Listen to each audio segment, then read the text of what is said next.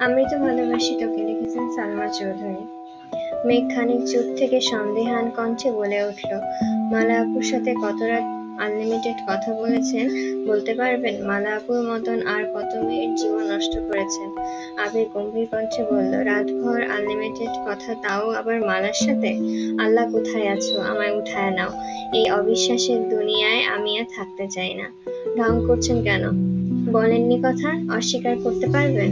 হ্যাঁ বলেছি, তবে শুধু মামা মামি আর মাইশা আপুর সাথে। যেহেতু ফোন মালার ছিল, তাই রিসিভ করলে হাই হ্যালো এতটুকুই কথা হতো। এমনকি এই মালার যন্ত্রণায় রাতের বেলা ফোন বন্ধ করে ঘুমাইতাম। বিশ্বাস না হলে বাসার সবাইকে জিজ্ঞাসা করতে পারেন। এক পর্যায়ে বাধ্য হয়ে নতুন ফোনও নিয়েছিলাম। এটা শুধু তানভীর জানতো। আপনি কি বলতে চাচ্ছেন? আপনি নিষ্পাপ, দুধে ধোয়া তুচ্ছপাতা? আবির মৃদু স্বরে বলল, একদমই না। আমি ছন্নছাড়া, বদমাশ, ধুরন্ত, লুচ্চা আর লম্পট, তবে শুধুমাত্র একজনের জন্য। সে ব্যতীত পৃথিবীর কেউ আমার দিকে আঙ্গুল তুলে বলতে পারবে না আমি তার দিকে কুনজর দিয়েছি কিংবা তার সাথে বেহুদা কার্যকলাপ করেছি। কে সে? কেন বলবো? কোনো এক বৃষ্টিচ্ছন্ন রাতে কেউ একজন আমাকে বলেছিল, আপনি যা বলবেন, যে অবস্থায় বলবেন, আমি সাথে সাথে বিশ্বাস করে ফেলবো। তার বিশ্বাস এতটাই ঠুনকো যে কেউ কিছু বললেই তা বিশ্বাস করে ঘরের বাতি নিভে যায়। তাকে আমি আমার মনের কথা কিভাবে বলবো? সে বরং তার মনের ঘরে অবিশ্বাসের পুষতে থাকুক। মেঘ আশাহত কণ্ঠে বলল, আচ্ছা সরি। আজ সরি বলছেন, 2 দিন পর ভুলে যাবেন। দেখা গেল আজ থেকে 3 মাস পর কেউ একজন এসে বলল সে 2 মাসের প্রেগনেন্ট আর তার বাচ্চার বাবা আবির। আপনিও নাচতে নাচতে সে কথা বিশ্বাস করে ফেলবেন, অথচ আবির 4 মাস যাবৎ দেশের বাইরে। আমি এতটাও নির্বোধ নয়। তা ঠিক কতটুকু চতুর আপনি? আপনাকে রাগানোর জন্য ইচ্ছাকৃত আজেবাজে কথা বলেছে, আর আপনি সবকিছু বুঝতে পেরেও রাগ করে ঘরে বসে আছেন। বাহ! একটা সময় পর্যন্ত মালা আমাকে খুব জ্বালিয়েছে, এটা আমি অস্বীকার করছি না, কিন্তু গত 6 মাসের ওপর মালার সাথে আমার কোনো যোগাযোগ হয়নি। এখন বিশ্বাস করা না করা আপনার উপরে। বললাম তো সরি। ঠিক আছে, এখন খেতে যান। আপনি খেয়েছেন? না, খাবো। আচ্ছা, আল্লাহ হাফেজ। আল্লাহ হাফেজ। দিন কাটছে দ্রুত গতিতে। প্রত্যেকে নিজেদের নিয়ে ব্যস্ত। আবির না থাকায় অফিসের কাজের চাপে আলী আহমেদ খান একা সামলাতে হচ্ছে। মোজাম্মেল খান ঢাকা আর রাজশাহীতে দৌড়াদৌড়ি করতে হচ্ছে। তানভীর নিজেও প্রচুর ব্যস্ত হয়ে গেছে। পুরোদমে পরীক্ষার প্রিপারেশন নিচ্ছে, সাথে আবিরের অফিসেও কিছু কাজকর্ম সামলাতে হচ্ছে। তবে মেঘ একদম রিল্যাক্সে আছে। দিনের বেলায় আবিরের কলে ঘুম ভাঙে তার। টুকটাক কথা বলে উঠে ফ্রেশ হয়ে নামাজ পড়তে বসে। সারাদিন ভার্সিটি ঘোরাঘুরির ফাঁকে আবিরের মেসেজের পর মেসেজ করে। আবিরও যথাসম্ভব মেঘের মেসেজে রিপ্লাই দেওয়ার চেষ্টা করে। সারাক্ষণ মেসেজ আর অডিও কলে কথা বললেও কেউ কাউকে ভিডিও কল দেয় না। সন্ধ্যায় বাসার সবার সাথে ভিডিও কলে কথা বললেও মেঘের সাথে তেমন কথা হয় না। মেসেজে করা দুষ্টামির জন্য মেঘ লজ্জায় ভিডিও কলে আবিরের দিকে তাকাতে পারে না। অন্যদিকে আবির কথা বলতে গেলে তুই, তুমি আর আপনি মিক্সড করে ফেলে। আশেপাশে মা, কাকি, মিম আদি থাকে, মাঝে মাঝে আলী আহমেদ খানও থাকেন। সবার মাঝে এভাবে কথা আটকে যাওয়া মেঘের লাজুক চেহারা দেখে নিজেকে সংযত রাখতে না পারা সবকিছুর জন্য ভিডিও কলে মেঘের সঙ্গে কথা বলতে চায় না। মাসখানেক কেটে গেছে। তানভীরের ফাইনাল ইয়ারের পরীক্ষা চলছে। আজও পরীক্ষা আছে, তাই সময় মতো পরীক্ষা দিতে গেছে। মিমরা কেউ বাসায় নেই। সারাদিন একা একা, কিছুই ভালো লাগছে না মেঘের। আবিরের সঙ্গে দুপুরে কথা হয়েছে, একটু পর মিটিং আছে বলে ঠিকমতো কথা বলতে পারেনি। মেঘ ফোন হাতে নিয়ে নিচে যাচ্ছিল। তানভীরের রুম পর্যন্ত এসে হঠাৎই থেমে গেছে। দরজা রুমের দরজা খোলা। মেঘ দরজা থেকে রুমে উঁকি দিতেই দেখলো রুমে এলোমেলো হয়ে আছে। সচরাচর মেঘ তানভীরের রুমে যায় না, রুম গোছানো তো প্রশ্নই আসে না। রুমের বেহাল অবস্থা দেখে নিজে ইচ্ছে হলো রুমটা গুছিয়ে দেওয়ার। টেবিল আর বিছানার বই খাতা ছড়ায় ছিটায়। আজকাল গতকালের ধোয়া শার্টগুলো তেমনই পড়ে আছে। মেঘ গুনগুন করে গান গাইছে আর একটা একটা করে শার্ট ইস্ত্রি করছে। প্রায় ঘন্টা দুয়েক সময় নিয়ে সবকিছু গুছিয়ে শার্টগুলো ওয়ার্ড্রোবে রাখতে গিয়ে দেখলো ওয়ার্ড্রোবের অবস্থা আরো খারাপ। শার্ট, প্যান্ট আর টি শার্ট যাচ্ছে তাই অবস্থায় ফেলে রেখেছে। এই পর্যায়ে এসে মেঘের রাগ উঠে গেছে। একটা মানুষ এতটা অযত্নশীল হয় কেমন করে? মেঘ রাগে গজগজ করতে করতে ওয়ার্ড্রোব গোছাচ্ছে। আচমকা একটা ক্যাটালগ দেখে মেঘ থমকে গেল। মেয়েদের ড্রেসের ক্যাটালগ হাতে নিয়ে ভালোভাবে দেখতেই দু চোখ প্রসারিত হয়ে গেছে। মেঘ সঙ্গে সঙ্গে নিজের ফোন বের করে ছবি খুঁজতে লাগলো, কিন্তু এত ছবির ভিড়ে কাঙ্ক্ষিত ছবি খুঁজে পেল না। তাই ক্যাটালগটা একপাশে রেখে দ্রুত জামা কাপড় গোছাতে শুরু করলো। কোনো রকমে সব গুছিয়ে ক্যাটালগ আর ফোন নিয়ে নিজের রুমে ছুটলো। ফ্রেশ হয়ে 15 মিনিটের মধ্যে রেডি হয়ে বাসা থেকে বেরিয়ে গেছে। হালিমা খান ঘুমাচ্ছে, তাই মালিহা খানকে আপাতত বলে বেরিয়েছে। রিক্সা নিয়ে সরাসরি বন্যাদের বাসায় এসেছে।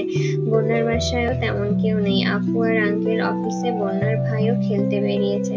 অনেকক্ষণ দরজায় ডাকাডাকি করার পর বন্যার আম্মু এসে দরজা খুলে দিয়েছে। মেঘ সালাম দিয়ে ভালোমন্দ জিজ্ঞাসা করে বন্যার রুমের দিকে ছুটলো। বন্যা বেঘোর ঘুমাচ্ছে। পরপর 2 বার ডাকায় বন্যার ঘুম ভাঙে। মেঘকে দেখে বন্যা একটু লাফিয়ে শোয়া থেকে উঠে বসে। কথা নেই বার্তা নেই, হুট করে বাসায় চলে এসেছে, এটা যেন অবিশ্বাস্য ঘটনা। বন্যা থতমত খেয়ে জিজ্ঞাসা করলো, তুই হঠাৎ আমাদের বাসায়? তোকে দেখতে মন চাচ্ছিল তাই এসেছি। সকালেই না দেখা হলো, তাতে কি? আসতে পারি না? এখন কি চলে যাব? এই না, আমি এমনি বললাম। কল দিয়ে জানালিও না, হুট করে আসছিস তার জন্য। তোর ভাই জানে? না, ভাইয়া পরীক্ষা দিতে গেছে। আচ্ছা শোন, তোর ঈদের ড্রেসটা একটু বের কর তো, যেটা গিফট পেয়েছিলি। কোনটা? কেন? দেখবো একটু। ওই ড্রেসটা দেখতে বাসায় এসেছিস, বললে ছবি পাঠিয়ে দিতাম। তুই বড্ড বেশি কথা বলিস, চুপচাপ ড্রেসটা বের করে দে। বন্যা উঠে ওয়ার্ড্রোব থেকে ড্রেস বের করে মেঘের হাতে দিয়ে ওয়াশরুমে চলে গেছে। মেঘ প্যাকেট থেকে ড্রেসটা বের করতে করতে বন্যা এসে শান্ত কণ্ঠে শোধালো, কি হয়েছে বলবি? মেঘ কপট রাগী স্বরে বলল, আমার জন্য সেমাইয়ের বরফি নিয়ে আয়। আছে কিনা জানি না, না থাকলে বানিয়ে নিয়ে আসবি, যা এখন। মেঘের এমন আচরণের মানে বুঝলো না বন্যা, তবুও মেঘের কথা মতো বরফি আনতে নিচে চলে গেছে। গতকাল বিকেলে আপু আর বন্যা মিলে সেমাইয়ের বরফি বানিয়েছিল। সকালে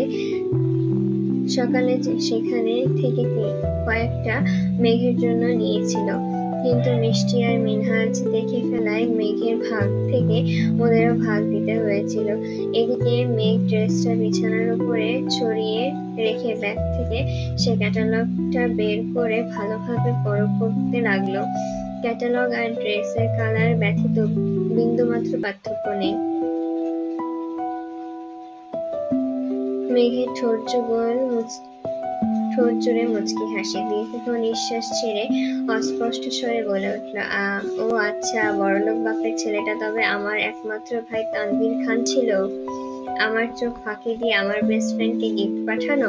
দাঁড়াও দেখাচ্ছি। মেঘ ক্যাটালগ ব্যাগে রেখে ড্রেসটা ভাঁজ করছে আর একাই বিড়বিড় করছে। এর মধ্যে বন্যা বরফি আর পিঠা নিয়ে এসেছে। বন্যাকে দেখে মেঘ চুপ হয়ে গেছে। বন্যার ড্রেস ওয়ার্ড্রোবে রাখতে বলল, তোর কি হয়েছে আজ? উত্তর না দিয়ে মেঘ প্রশ্ন করলো, এই ড্রেসের মালিকের সন্ধান পেয়েছিলি? না, সন্ধান পেলে তোকে অবশ্যই জানাতাম। মেঘ খাচ্ছে আনমনে হাবিজাবি ভাবছে। বন্যা একা একাই কথা বলছে, কিন্তু সেসব কথা মেঘের মস্তিষ্কে ঢুকছে না। বন্যার আম্মু ডাকছে শুনে বন্যা আবারও নিচে গেল। মেঘের মস্তিষ্কে দ্বিধাদ্বন্দ্বে আনাগোনা চলছে। এই ড্রেস তানভীর পাঠিয়েছে, এটা 100% শিওর। বন্যার প্রতি কেয়ার দেখে মেঘের আগেই সন্দেহ হয়েছিল, তবে আজ মোটামুটি নিশ্চিত হয়ে গেছে। কিন্তু বন্যার মনে কি চলছে এখনো বোঝা যাচ্ছে না। এর মধ্যে আবির কল দিয়েছে। মেঘ কল রিসিভ করে উত্তেজিত কণ্ঠে বলল, আসসালামু আলাইকুম। ওয়ালাইকুম আসসালাম। কি ব্যাপার, কোথায় আপনি? বন্যাদের বাসায় আসছি। কেন? গুরুত্বপূর্ণ কাজ ছিল। কি কাজ বলা যাবে? আপনি জানেন? এতটুকু বলতেই বন্যা রুমে এসেছে। মেঘ কথাটা গিলে স্বাভাবিক কণ্ঠে বলল, আপনার মিটিং শেষ? কি যেন বলতে চেয়েছিলেন? কিছু না, এখন রাখছি, পরে কথা বলবো। মেঘ কল কেটে বন্যা চাপা স্বরে বলল, আজ একটা আপনি নেই বলে কেউ ফোন দিয়ে খোঁজ নেয় না। আমাদের বাসায় এসেছে 20 মিনিটও হয়নি, এর মধ্যেই ফোন দিয়ে ফেলেছে। এত প্রেম। মেঘ মেকি স্বরে বলল, আমি তোর মতো অনুভূতি চাপিয়ে রাখতে পারি না। তুই কাউকে পছন্দ করলে বল, আপনির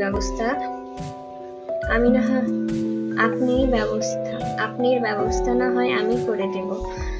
আমার পছন্দের কেউ নেই, এমনি মজা করছিলাম তোর সাথে। সত্যি কেউ নেই? বন্যা সন্দেহের দৃষ্টিতে তাকিয়ে রাগী স্বরে বলল, থাকলে কি তোকে বলতাম না? কি জানি, নাও বলতে পারিস। তোর আজ হয়েছে কি বলতো আমাকে? টানা কথা কেন বলছিস? কিছু হয়নি।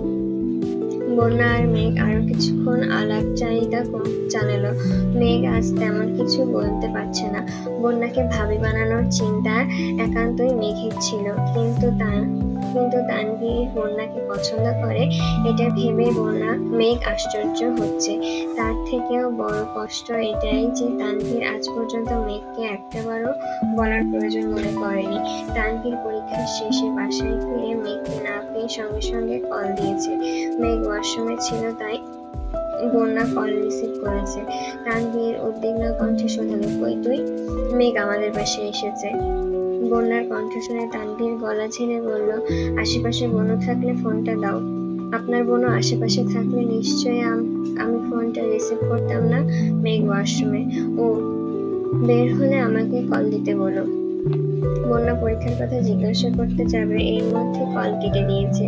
মেঘ আসতেই বন্যা জানিয়েছে। মেঘ কল দিতে গিয়ে খেয়াল করলো ফোনে ব্যালেন্স শেষ। ততক্ষণে বন্যা নাস্তার প্লেটগুলো নিয়ে নিচে চলে গেছে। বন্যার ফোনের লক মেঘের জানা আছে। মেঘ স্বাভাবিকভাবে বন্যার ফোনে হাত দিয়ে লক খুলে তানভীরের নাম্বার লিখতে শুরু করলো। 4-5 ডিজিট লিখতেই ভিলের নামে সেভ করা তানভীরের নাম্বার ভেসে উঠেছে। মেঘ ভাবনাহীন চোখে চেয়ে আছে। হাসবে নাকি রাগ করবে সেটাই বুঝতে পারছে না। ভাইয়ের প্রতি অতিরিক্ত ভালোবাসায় রাগটা প্রকাশ পেল। বন্যা রুমে আসতেই মেঘ বাজখাই কণ্ঠে বলে উঠল, ভাইয়ার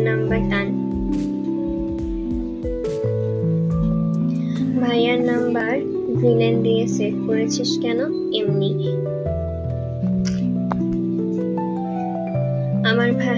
আমার ভাই তোর সাথে কি এমন করেছে?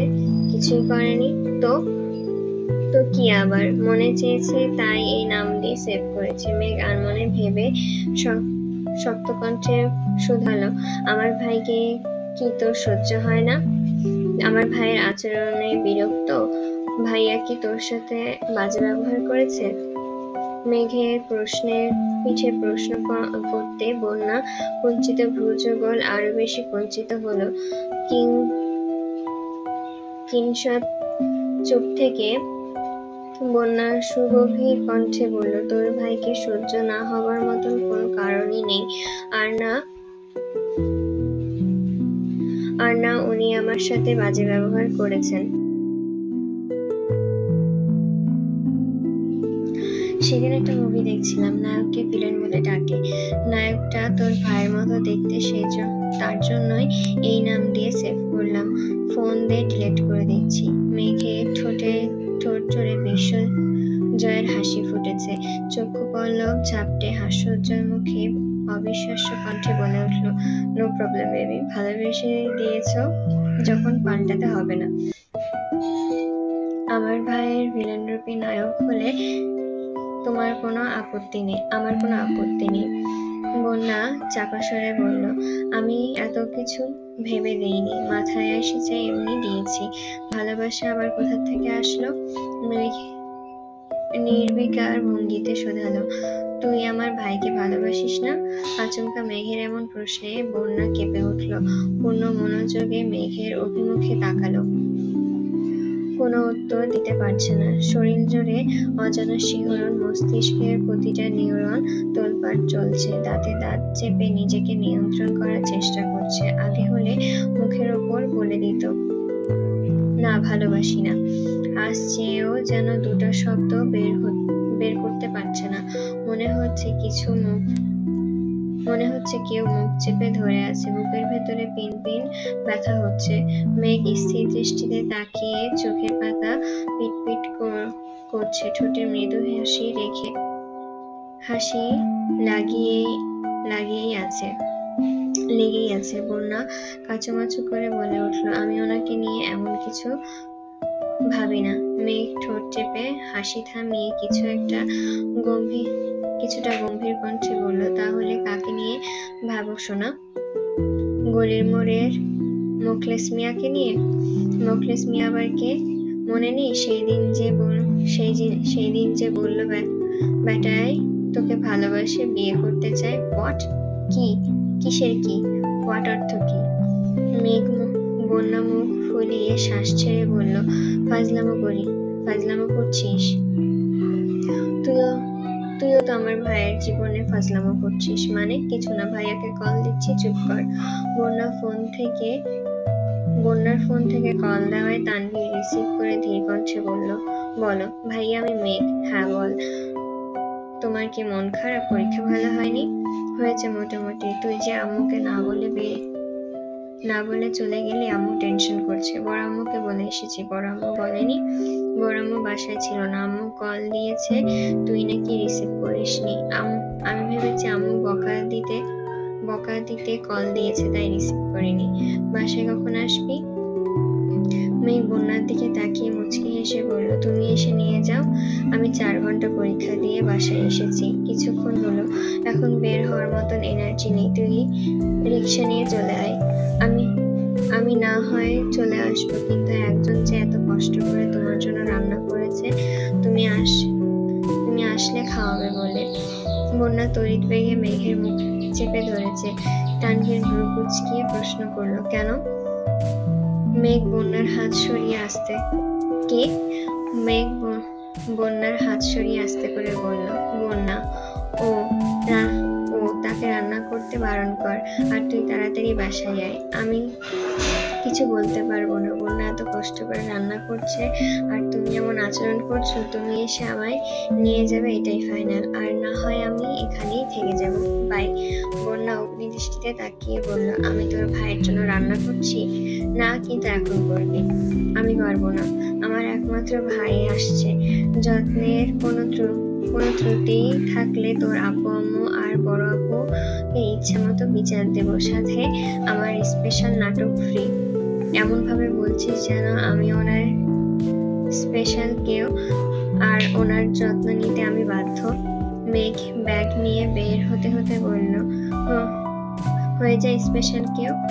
কে বারণ করেছে? মেঘ ড্রয়িং রুমে বসে বন্যার আম্মুর সঙ্গে গল্প করছে, আর বারবার বন্যাকে ডেকে বলছে, ভাইয়ার কিন্তু ডিম বেশি দিয়ে নুডলস পছন্দ, মশলা যা করিস এটাও ভাইয়ার পছন্দ, বাকি তোর মর্জি।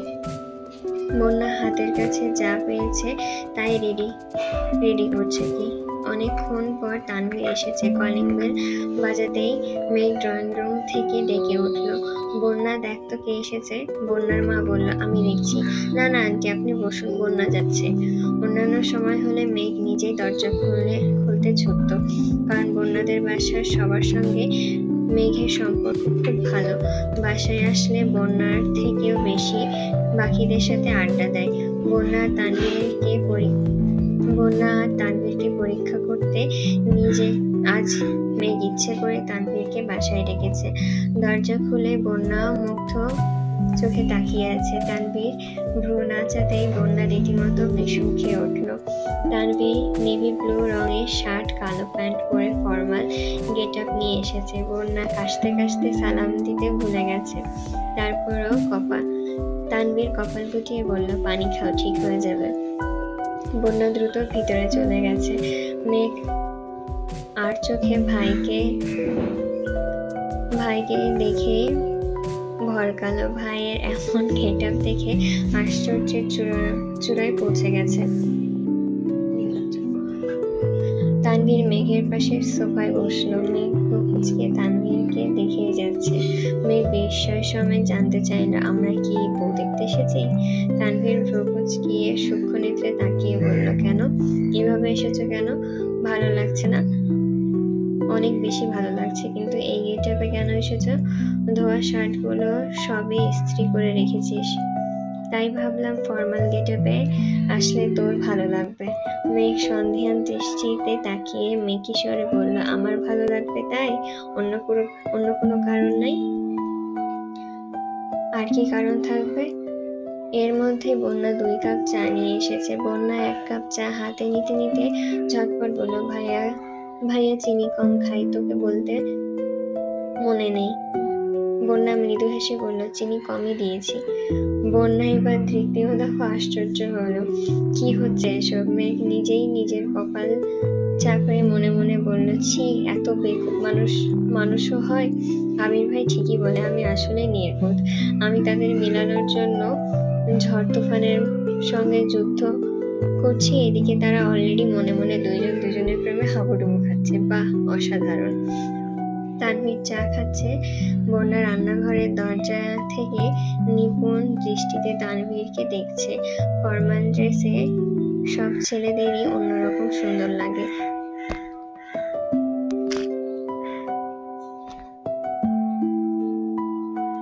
বন্যা না চাইতেও বারবার তানভীরের প্রতি দৃষ্টি আটকাচ্ছে। বুকের ভেতরের হৃৎপিণ্ডটা প্রচন্ড বেগে উঠানামা করছে। কানের লতি গরম হয়ে গেছে। মেঘ চা শেষ করে কাপ রাখতে গিয়ে বন্যার দিকে নজর পড়ল। মেঘ মনে মনে বিড়বিড় করলো, আর একবার বলিস শুধু আমার ভাইকে ভালোবাসিস না, এমন মাইর দিব কাঁদতে কাঁদতে বলবি I love you Tanvir. Tanvir তাকাতেই বন্যার সঙ্গে চোখাচোখি হলো। বন্যা থতমত খেয়ে চোখ নামিয়ে সরে গেছে। তানভীর আর চোখে চেয়ে আছে। ঠোঁটের কোণে মৃদু হাসি ফুটল। মেঘ সারা বেলা বন্যা তানভীরের কর্মকাণ্ড দেখলো আর একাই বিড়বিড় করলো। খাওয়া দাওয়া শেষে আন্টির থেকে বিদায় নিয়ে মেঘ আর তানভীর বেরিয়ে পড়েছে। বন্যা পিছন পিছন যাচ্ছে। তানভীর কিছুটা সামনে গিয়ে হঠাৎ থমকে দাঁড়ালো। পেছন ফিরে সরাসরি বন্যার দিকে নিরেট দৃষ্টিতে তাকিয়ে প্রশ্ন করলো, তখন আমার দিকে ওভাবে তাকাচ্ছিলে কেন? কই তাকাইনি তো। বন্যা গলা কাঁপছে। চোখ মুখ দেখেই বোঝা যাচ্ছে সে মিথ্যা বলছে। বন্যা চোখ নামিয়ে নিয়েছে। তানভীর জানতে চাইল, আমি কি দেখতে এতই খারাপ? তাকাতেও ইচ্ছা হয় না? গমগমে পুরুষালী স্বর কানে বাজতেই বন্যা উৎকণ্ঠিত স্বরে বলল, কে বলেছে আপনি দেখতে খারাপ? মাশাআল্লাহ, অনেক সুন্দর লাগছে আপনাকে, কারো নজর না লাগে। কথা বলে বন্যা নিজের মুখ চেপে ধরেছে। বাতাসে উঠতে থাকা বন্যার চুলগুলো চোখ মুখ ঢেকে দিচ্ছে। তানভীরের হৃদয়ে অদ্ভুত অনুভূতি কাজ করছে। বন্যার চোখ বন্ধ মুখ থেকে চুল সরাতে তানভীর হাত বাড়ালো। পেছন থেকে মেঘের ডাকে তানভীরের ঘোর কাটলো। তানভীর হাত নামিয়ে আস্তে করে বলল, নিজের হাতে চা করে খাওয়ানোর জন্য অনেক ধন্যবাদ, আসছি। মেঘের সামনে আসতেই মেঘ ভ্রু নাচিয়ে শুধালো, বাসায় যাওয়ার ইচ্ছা নেই? চল। অন্য সময় হলে তানভীর 2 কথা শোনাতো আর একটু রাগ হলেও দেখাতো। আজ কোনো রিয়াকশন নেই দেখে মেঘ হা হয়ে তাকিয়ে আছে। গাড়িতে বসেও এক দৃষ্টিতে তানভীরকে পরখ করছে। তানভীর মুচকি মুচকি হাসছে আর আস্তে করে গাড়ি চালাচ্ছে। মেঘ রাগে ফুসফুস করতে করতে মনে মনে বলল, তোমার মিটি মিটি হাসি বের করছি, ওয়েট। গলির মোড় পর্যন্ত আসতে একটা সিঙ্গারার দোকান দেখে মেঘ উত্তেজিত কণ্ঠে বলল, ভাইয়া ওই ছেলেটাকে দেখেছো? তানভীর 1 সেকেন্ডের জন্য তাকিয়ে আস্তে করে বলল, কে? বন্যার বয়ফ্রেন্ড। কথাটা কর্ণকুহরে প্রবেশ করা মাত্রই তানভীর অকস্মাৎ গাড়ির ব্রেক কষল। আচমকা ব্রেক কষায় আরেকটুর জন্য মাথায় বাড়ি খেতে নিয়েছিল। তানভীরের পূর্ণ মনোযোগ দোকানে। আগে 1 সেকেন্ডের জন্য তাকাতে ঠিকমতো খেয়াল করেনি। দোকানে অল্প বয়স্ক কোনো ছেলে নেই। 2 জন দোকানদার আছে, তার মধ্যে একজনের বয়স 60+ আর একজনের বয়স 35+ হবে। তানভীর ভ্রু কুঁচকে শক্ত কণ্ঠে জিজ্ঞাসা করল, কোনটা? লাল শার্ট পরনে। তানভীর আবারও দোকানের দিকে তাকালো। 60+ বয়সের লোকের পরনে লাল শার্টের মতন একটা শার্ট, হয়তোবা ওনার ছেলে বা নাতির হবে। তানভীর ভারী কণ্ঠে বলল, উনি ছেলে আর বন্যার বয়ফ্রেন্ড? অবশ্যই। তুমি বিশ্বাস করো না? চলো, তোমাকে আমাকে দেখলেই শালি শালি ডাকবে, দেখো। এমনকি সিঙ্গারাও দাম নিবে না। কেন? বারে, বন্যাকে ওনার ভালো লাগে, বিয়ে করতে চায়। আমি বন্যার বেস্ট ফ্রেন্ড শুনে আমাকেও ফ্রিতে সিঙ্গারা খাইয়েছে। ওনার নাম মোখলেস মিয়া, বয়স 67। ওনার 2টা বউ আর 6 ছেলে মেয়ে আছে। তানভীর মেঘের দিকে আশ্চর্য নয়নে তাকিয়ে শুধালো, এত কিছু তুই কিভাবে জানিস? জানি বেস্ট আমার। আমি জানবো না তো কে জানবে? এখন চলো বিয়ের ঘটকালি করে আসি।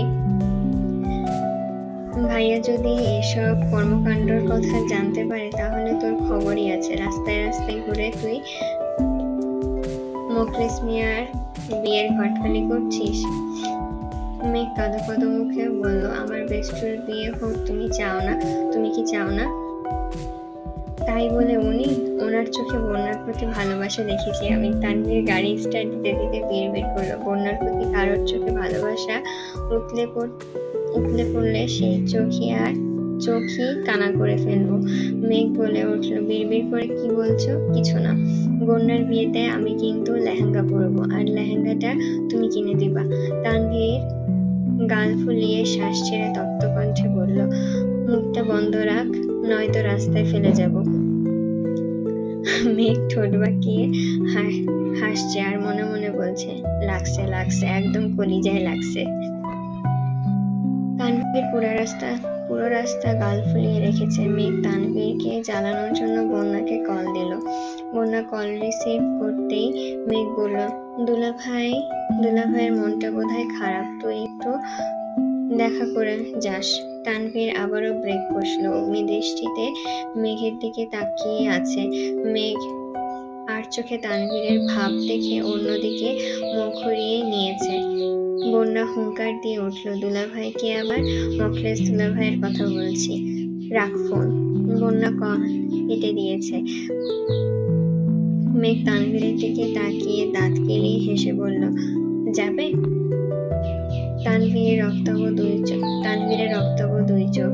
শ্বাস ছেড়ে বলিষ্ঠ কণ্ঠে বলল, ডাফার।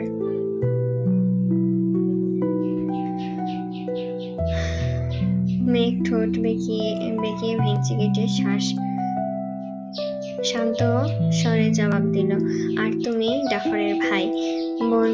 তানভীর নিজের রাগ নিয়ন্ত্রণ করে আবারও গাড়ি চালাতে মনোযোগ দিল। 2 মিনিট পর মেঘ তানভীরকে শুনিয়ে গান গাচ্ছে।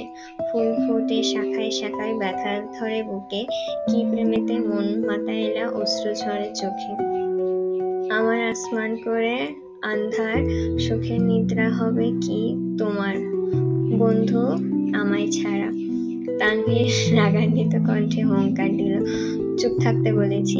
আমার বন্ধুর বিয়ে হয়ে গেলে আমায় ছেড়ে চলে যাবে। আমি কি কাঁদবো না? একটু গানও গাইবো না? এত খারাপ কেন তুমি? দেখ 4 ঘন্টা পরীক্ষা দিয়ে এসছি, মাথা এমনিতেই গরম আছে, বেশি কথা বলবি না, ঠিক আছে? মেঘের মতন উড়ে উড়ে অন্তরটারে খালি করে করলা দিশাহারা।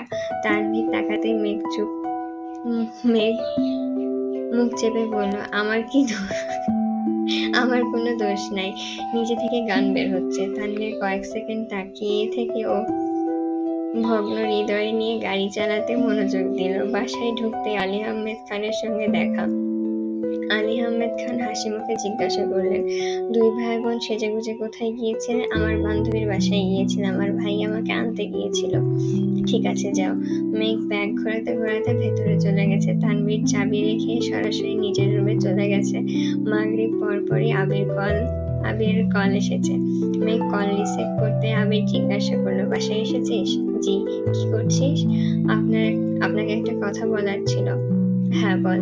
কিছু একটা ভেবে মেঘ আবারও থেমে গেল। আস্তে করে বলল, কিছু না। কোনো সমস্যা? না, পরে জানাবো আপনাকে। অপেক্ষায় রইলাম।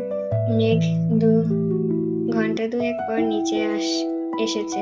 মিমরা না থাকায় বাসা ফাঁকা ফাঁকা লাগছে। আলী আহমেদ খান আজ একটু তাড়াতাড়ি শুয়ে পড়েছেন। হালিমা খান আর মালিহা খান সোফায় বসে গল্প করছেন। মেঘ হালিমা খানের কোলে মাথা রেখে শুয়ে শুয়ে টিভি দেখছে।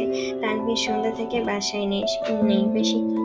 বেশ কিছুক্ষণ যাবৎ আবির মেঘকে মেসেজ কল দিচ্ছে। মেঘের হাতে ঘড়ি নেই, ফোনও সাইলেন্ট করা, তাই বুঝতে পারিনি। হালিমা খানরা উঠে রান্নাঘরের দিকে চলে গেছে। মেঘ আনমনে ফোনের পাওয়ার বাটন চাপতেই আবিরের 7টা কল আর অনেকগুলো মেসেজ চোখে পড়ল।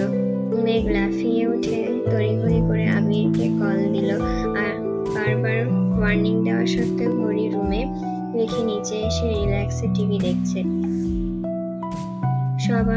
সবার ভয়ে ফোন সাইলেন্ট করে রাখাটা ইদানিং অভ্যাস হয়ে গেছে। আবির রাগান্বিত কণ্ঠে বলল, তুই কি ভালো হবি না? হব। কবে? পরশুদিন। আজ কি সমস্যা? মেঘ মলিন হেসে বলল, ভালো হলে একবারই হতে হবে না, তাই একদিন রেস্ট নিয়ে তারপর ভালো হব। দিন দিন তুই বড্ড ফাজিল হয়ে যাচ্ছিস। জি, আর আমার গুরু স্বয়ং সাজ্জাদুল খান। আবির না চাইতেও হেসে ফেলল। মুখের গম্ভীর ভাব মুহূর্তে সরে গেছে। ধীর কণ্ঠে বলল, তানভীর কোথায়? জানি না। সমস্যা কোনো? আমি কি জানি? কার মনে কি চলে সেটা দেখার দায়িত্ব কি আমার? না, কিন্তু তোর নামে বিচার দিল কেন? মেঘ এক পর্যায়ে আটকে উঠল। মনে মনে প্রচুর ভয় পাচ্ছে। যদি সত্যি সত্যি মোখলেস মিয়ার কথা বলে দেয় তখন কি হবে? মোখলেস মিয়ার সম্পর্কে বন্যার দাদা হয়। রক্তের সম্পর্ক না থাকলেও বন্যার আবুর সাথে মোটামুটি ভালোই সম্পর্ক আছে। কিছুদিন আগে মেঘ এমনিতেই বন্যাদের বাসায় গিয়েছিল। তখন মোখলেস মিয়া ওদের ডেকে সিঙ্গারা আর পেঁয়াজও খাইয়েছিল। সেখানে মজার ছলে বন্যাকে বিয়ের কথা বলেছিল। বন্যা আর মেঘ সেই কথায় বেমালুম ভুলে গেছে। তবে আজ বন্যাদের বাসায় যাওয়ার সময় আবারও সেই মোখলেস মিয়ার সাথে দেখা। শালি ডেকে রিক্সা থেকে নামিয়ে মেঘের খোঁজ খবর নিয়েছে। ওনার কথা মাথায় ছিল বলেই তানভীরকে রাগানোর জন্য ইচ্ছা করে ওনার বিয়ের ঘটকালির ব্যাপারে বলেছে। আবিরের কানে এসব গেলে আস্ত রাখবে না। মেঘ ভয়ে ভয়ে জানতে চাইল, কি বিচার দিয়েছে? সেসব বাদ দে। ও আছে কোথায়? ফোন দিচ্ছি, রিসিভও করছে না। কি হয়েছে একটু বলবি? মেঘ নাক টেনে কাঁদো কণ্ঠে বলল, ও, আপনি এতগুলো কল ভাইয়ার জন্য দিয়েছিলেন, আর আমি ভাবলাম আমার জন্য। ভাইয়া বাসায় আসলে জানাবো আপনাকে। বাই। কল কাটলে স্বপ্নে এসে থাপ্পড় দেব বলে রাখলাম। স্বপ্নে আমায় থাপ্পড় না দিয়ে টর্চলাইট দিয়ে নিজের ভাইকে খুঁজতে থাকুন, সেটা বেশি কাজে দিবে। এইবারই সবাই স্বার্থপর, শুধু নিজের স্বার্থ বোঝে। আপনার লেকচার শেষ হলে অনুগ্রহ করে বলুন কি হয়েছে। বন্যার কি হয়েছে? বাবা, অসাধারণ। এখন বন্যার খোঁজও নিচ্ছেন, অথচ আমি জলজান্ত একটা মানুষ 8 মিনিট 42 সেকেন্ড যাবৎ কথা বলছি, আমাকে একটাবারও জিজ্ঞাসা করলেন না আমি ঠিক আছে কিনা। আল্লাহ, ওদের আগে আমাকে উঠায় নাও। স্বার্থপর দুনিয়ায় আমিও আর থাকতে চাই না। আবির শ্বাস ছেড়ে গম্ভীর কণ্ঠে বলতে শুরু করলো, আর যাই করিস না কেন তানভীরের পরীক্ষা চলছে, বিষয়টা মাথায় রাখিস। এমনিতেই পড়াশোনা করে না, পরীক্ষাগুলো ভালোভাবে শেষ করতে পারলে অন্ততপক্ষে অনার্স পাস তো করতে পারবে। যার ভাই তার খবর নেই, আর একজনের চিন্তায় ঘুম আসে না। এত দুশ্চিন্তা করে কি করবেন শুনি? কেজি দরে দুশ্চিন্তা বিক্রি করবেন? তার থেকে বরং আমার উপরে ছেড়ে দিন, আমি সবকিছু দেখে নিব। রিল্যাক্সে ঘুমান আপনি। আবির শুকনো মুখে বিষম খেলো, কাশতে কাশতে বলল, আমার দুশ্চিন্তার গুরু স্বয়ং মাহাদিবা খান মেঘ। মালিহা খান খেতে ডেকেছে, তাই তাড়াতাড়ি কল কেটে মেঘ খেতে চলে গেছে। খাবার টেবিলে কেবল 3 জন। মেঘ কোনো রকমে অল্প খাবার খেয়ে একটা আচারের বক্স নিয়ে সোফায় বসে টিভি দেখছে আর আচার খাচ্ছে। মালিহা খান রুমে চলে গেছেন, হালিমা খান রান্নাঘরে টুকটাক কাজ করছেন। এমন সময় তানভীর বাসায় এসেছে। অন্তরের জ্বালা পোড়া চোখে মুখে স্পষ্ট দেখা যাচ্ছে। মেঘের করা দুষ্টামি বুঝতে পেরেও তানভীর শান্ত থাকতে পারছে না।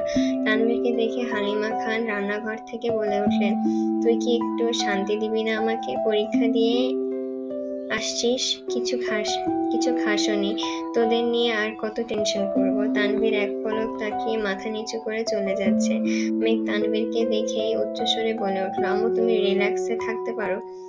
সঙ্গে সঙ্গে তানভীরকে শুনিয়ে আস্তে করে বলল, কারণ ভাইয়ার জন্য চিন্তা করার মানুষ আছে। তানভীর সিঁড়ি দিয়ে উঠতে উঠতে ফিরে তাকালো। চিবিয়ে বিড়বিড় করতে করতে রুমে চলে গেছে। একসময় তানভীর নিজেই মালিহা খানকে রিল্যাক্সে থাকতে বলেছিল। আবিরের জন্য চিন্তা করার মানুষ আছে শুনে সেই দিন মেঘের মনে আকাশে মেঘ জমেছিল। তাই আজ মেঘ ইচ্ছে করে ভাইকে রাগাচ্ছে। সকাল 11টার উপরে বেজে গেছে, অথচ তানভীরের খবর নেই। শুক্রবার বলে কেউ তেমন কিছু বলছেও না। মেঘ দুবার খেতে গিয়েও ফিরে এসেছে। ভাইকে রাগিয়ে একা খেতে ইচ্ছে করছে না। তানভীর গত রাতেও খায়নি। অনেকক্ষণ ডাকার পর তানভীর রুমের দরজা খুলে দিয়েছে। মেঘ ভ্রুগুটি আহ্লাদি কণ্ঠে বলল, বিরিয়ানি খাবা? না, আমি রান্না করেছি, খিদে নেই। আমার আছে, সকাল থেকে খাইনি, চলো। রাত থেকে খাওয়া নেই, ঝগড়া করার মতন এনার্জিও নাই। তাই তানভীর শান্ত স্বরে বলল, ফ্রেশ হয়ে আসছি, তোমার ফোনের লক খুলে দিয়ে যাও। কেন? আমার ফোনে ব্যালেন্স নাই। তানভীর ফোনের লক খুলে মেঘকে দিয়ে ওয়াশরুমে চলে গেছে। মেঘ তড়িঘড়ি করে বন্যার নাম্বার খুঁজতে লাগলো। বন্যা, মেঘস ফ্রেন্ড, বন্যাস ফ্রেন্ড সব নামে খুঁজে ফেলেছে, তবুও পাচ্ছে না। বন্যার নাম্বার পুরো মুখস্থ নাই। মেঘ চটজলদি নিজের রুমে গিয়ে ফোন থেকে বন্যার নাম্বার বের করে কয়েকটা ডিজিট লিখতে মিস ইগোয়েস্টিক নাম আসছে। এমন নাম দেখে মেঘ নিজের অজান্তে হেসে ফেলল। আনমনে বলে উঠল, আবির ভাইয়ের ফোনে আমার নাম্বার কি নামে সেভ করা। মেঘ রুম থেকে বের হতে হতে বন্যাকে কল দিল।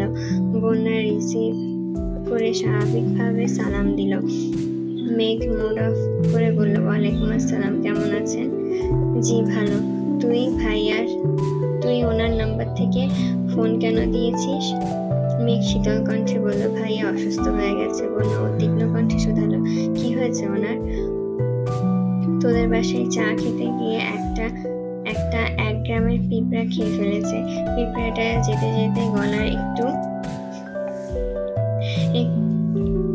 গলায় একটা কামড়ও দিয়েছে। আমি বারবার বলেছি বেশি করে পানি খেতে, কিন্তু ভাইয়া পানি না খেয়ে অপলক দৃষ্টিতে কোনো দিকে তাকিয়ে হাঁ করে বসেছিল। তাই পিঁপড়াটা হাঁটতে হাঁটতে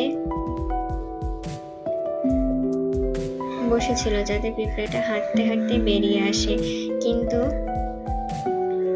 এত ফাজিল পিঁপড়া বের তো হলোই না, উল্টো ভাইয়ার হৃদয়ে ঢুকে পড়েছে। গতকাল বিকাল থেকে হৃদয়ের অনবরত কামড়াচ্ছে। আমার ভাইয়ের কোমল হৃদয়টা কামড়ে ছিদ্র করে ফেলেছে। দেশে বন্যা হোক বা না হোক আমার ভাইয়ের হৃদয়ে বন্যা নিশ্চিত। নোট: পিঁপড়া বলতে বন্যার প্রতি তানভীরের প্রেমানুভূতি বোঝানো হয়েছে। দেখ, কি আবোল তাবোল কথা বলছিস, এটা আবার কেমন রোগ? আবোল তাবোল না রে ভাইয়া, রাতে মাথা ঘুরে বিছানায় পড়ে গেছে। 12 ঘন্টা বেহুশ ছিল। ঘুমিয়েছিল, মাত্রই হুঁশ এসেছে। সজাগ হয়েছে। এগুলো রোগ লক্ষণ? 16 ঘন্টা না খেয়ে থাকা, টানা 12 ঘন্টা ঘুমানো কি স্বাভাবিক মনে হচ্ছে তোর? তো এখন কি করবি? এই রোগের চিকিৎসা মনে হয় এখনো আবিষ্কার হয়নি কারো হৃদয়ে। তানভীর বেরিয়ে এসে ভ্রু কুঁচকে প্রশ্ন করলো, কোন রোগের চিকিৎসা আবিষ্কার হয়নি? মেঘ তাড়াতাড়ি কল কেটে দিয়েছে। তানভীর এক দৃষ্টিতে মেঘকে দেখছে। মেঘ ঠোঁট ভিজিয়ে ঘন ঘন পল্লব ঝাপটিয়ে বলতে শুরু করলো, ওইসব বাদ দাও, ভাবছি বন্যার বিয়েটা ভেঙে দেব। কিসের বিয়ে? মোখলেস মিয়ার কথা কাল বললাম না তোমায়? সারা রাত ভেবে দেখলাম ওনার কাছে বিয়ে দেওয়া ঠিক হবে না। হঠাৎ মাথায় সুবুদ্ধি উদয় হলো কেমন করে? দেখো, মোখলেস মিয়ার চোখে ভালোবাসা থাকলে হৃদয়ে একটুও জায়গা নেই। 2টা বউ, 6টা ছেলে মেয়ে, 10-12টা নাতি নাতনির ভিড়ে আমার বেবিটাকে খুঁজে পাওয়া যাবে না। এর জন্যই ভাবলাম আরো কিছুদিন সময় নিয়ে ভালোভাবে পরীক্ষা করে একজনের সঙ্গে বিয়ে দেব। তুমি কি বলো? আমিও তাই বলি। ওর বড় বোনের বিয়ে হোক, তারপর না হয় ভেবে দেখবো। মেঘ আর চোখে চেয়ে আহ্লাদী কণ্ঠে বলল, বন্যার বিয়ের ঘটকালি করতে তুমি কিন্তু আমায় সাহায্য করবে, ঠিক আছে? মেঘের কথা শুনে তানভীর কেসে উঠল। ঘুরে ফিরে মেঘ সেই একই কাহিনীতেই আটকিয়েছে। তানভীর মুখ ফুলিয়ে উত্তর দিল, আমার সময় নেই। ঠিক আছে, প্রয়োজন নেই। লেহেঙ্গা কিন্তু তোমাকে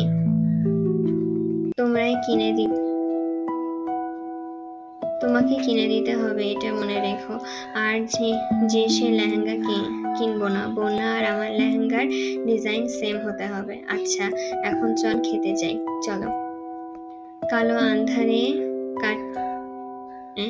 আলো আধারে কাটছে দিন।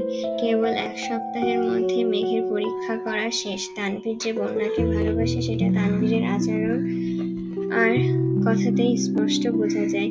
কিন্তু বন্যা এখনো দ্বিধাদ্বন্দ্বে আছে। তানভীরের প্রতি হৃদয়ের উদিত উষ্ণ অনুভূতিকে পুরোপুরি স্বীকারও করতে পারছে না, আবার মন থেকে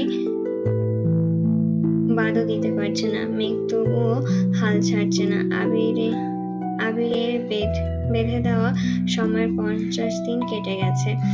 আগামীকাল 10 অক্টোবর, আবিরের জন্মদিন। মেঘ সন্ধ্যার পর থেকে কথা বলার জন্য রেডি হয়ে বসে আছে। আবিরের নিষেধাজ্ঞার কথা মাথায় রেখে তেমন কোনো আয়োজন করেনি। প্রতিদিনের মতন আজও রাত 10:30 নাগাদ আবিরের কল এসেছে।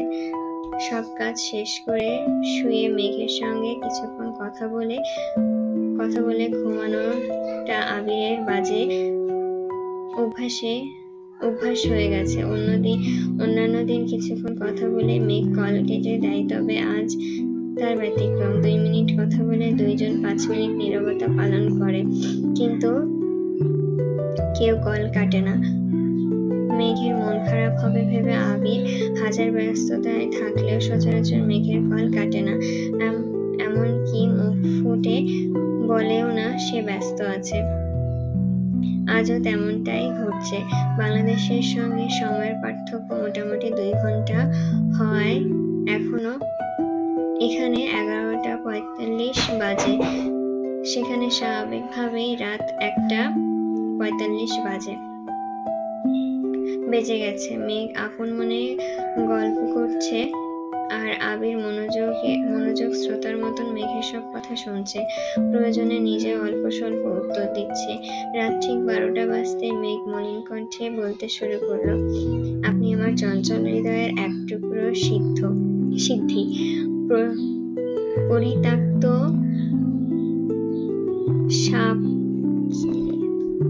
আপনি আমার চঞ্চল হৃদয়ের এক টুকরো সিদ্ধি, পরিত্যক্ত শাপত কুলের মোহগ্রস্ত দিনলিপি, চরাঞ্চলে জন্মানো শরতের শুভ্রতার প্রতীক, ভোরের শিশির ভেজা ঘাসের শিউলি ফুলের বৈচিত্র্যময় কুমসের মতন আপনার জন্মদিনের অনুষঙ্গের উষ্ণতায় ছেয়ে যাক। আপনার সকল অপূর্ণ ইচ্ছে পূর্ণতা পাক। শুভ জন্মদিন। আবির একদম স্তব্ধ হয়ে গেছে। নিজের জন্মদিনের কথা মনেই ছিল না তার। মেঘের মায়াভরা কান্নাজড়িত কণ্ঠ শুনে আবিরের দৃষ্টি ঘোলাটে হয়ে গেছে। মেঘ উপর হয়ে শুয়ে ফুপিয়ে ফুপিয়ে কাঁদছে। মেঘের কান্নার শব্দে আবিরের অন্তরাত্মা শুকিয়ে যাওয়ার অবস্থা। মাসখানেক মেঘের আচরণে বিন্দুমাত্র খারাপ লাগা প্রকাশ পায়নি। সারাক্ষণ উল্লাস আর খুনসুটিতেই মেতে থাকত। অপ্রসন্ন হৃদয়ের ভাঁজে জমতে থাকা অজস্র অভিমানগুলো হাজির করতে একটা পুরুষ্ঠ বক্ষস্থল প্রয়োজন। মোহমায়ার জড়ানো একটা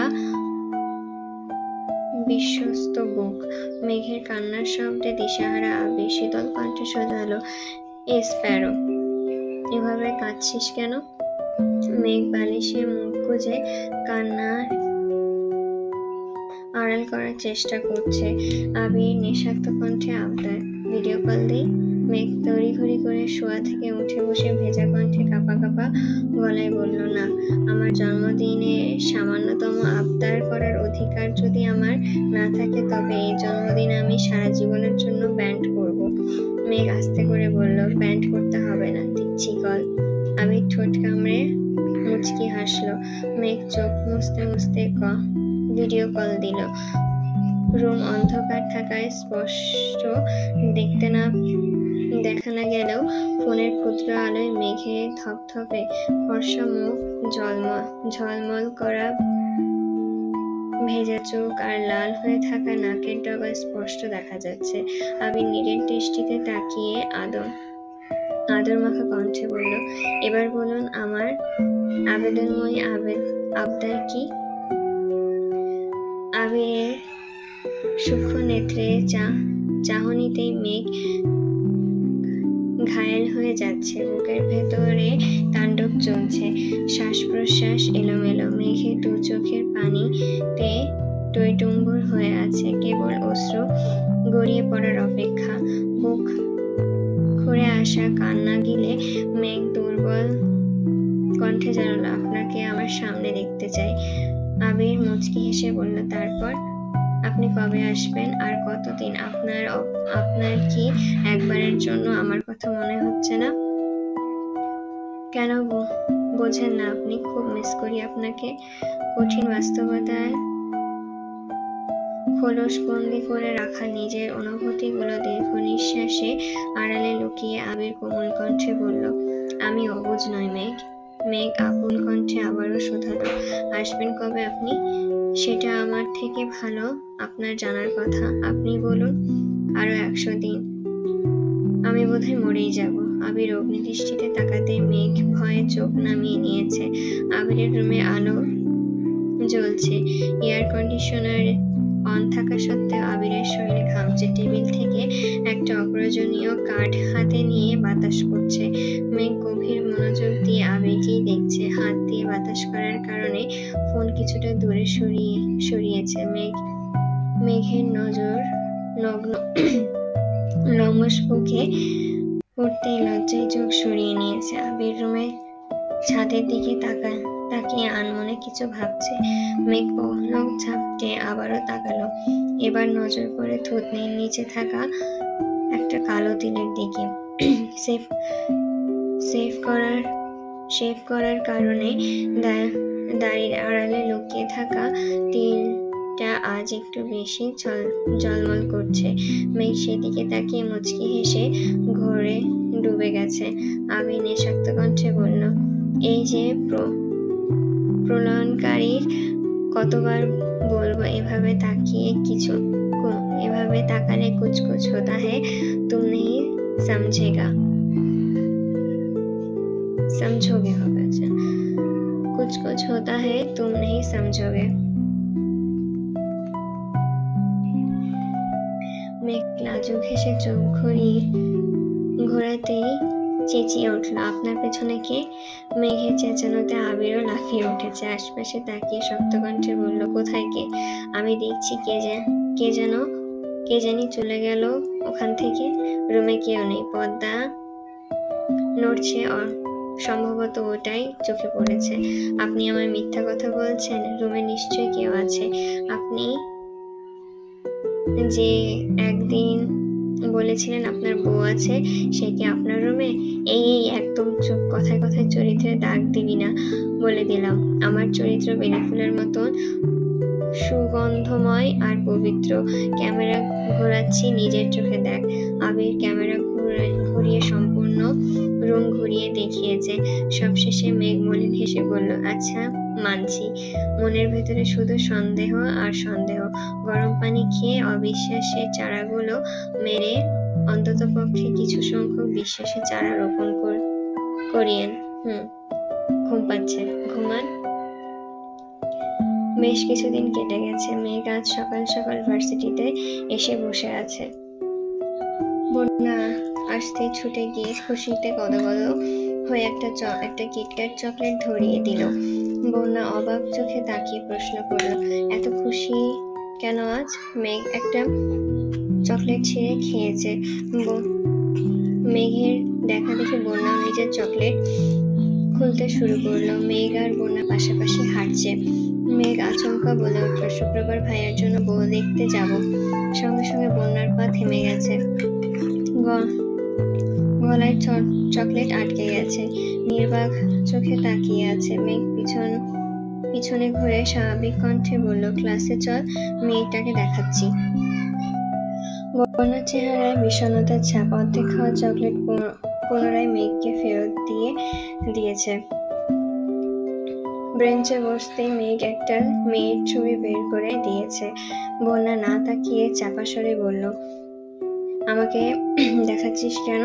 তুই না আমার বেস্ট ফ্রেন্ড, তুই দেখবি না? দরকার নেই, দেখ না। বন্যা এবার ছবির দিকে তাকালো। মেয়েটা দেখতে তানভীরের থেকেও অনেক সুন্দর, গোলুমোলু, গালে টোলো পড়েছে, দেখতে বেশ সুন্দরী। বন্যা ঢোক গিলে ছোট করে বলল, ভালো? শুধু ভালো? আমার কিন্তু বেশ পছন্দ হয়েছে। আজ আবির ভাইকে দেখাবো, ওনারও ঠিক পছন্দ হবে। বন্যা অন্যদিকে তাকিয়ে প্রশ্ন করল, তোর ভাইয়ের পছন্দ হয়েছে? ভাইয়া তো একদম পাগল হয়ে গেছে। আজ বললে আজই বিয়ে করে ফেলবে। তাছাড়া ছবিটাও ভাইয়াই দিয়েছে আমাকে। মেঘ মনে মনে বলল, আল্লাহ, মিথ্যা বলছি বলে মাফ করো প্লিজ।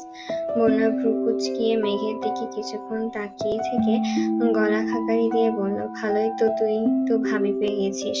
হ্যাঁ, আগামী শুক্রবার দেখতে যাব, তারপর বিকেলে তোর সঙ্গে দেখা করব, ঠিক আছে? আমার সঙ্গে দেখা করতে হবে কেন? মেয়ে পছন্দ হয়েছে কি না হয়নি তা জানাতে হবে না?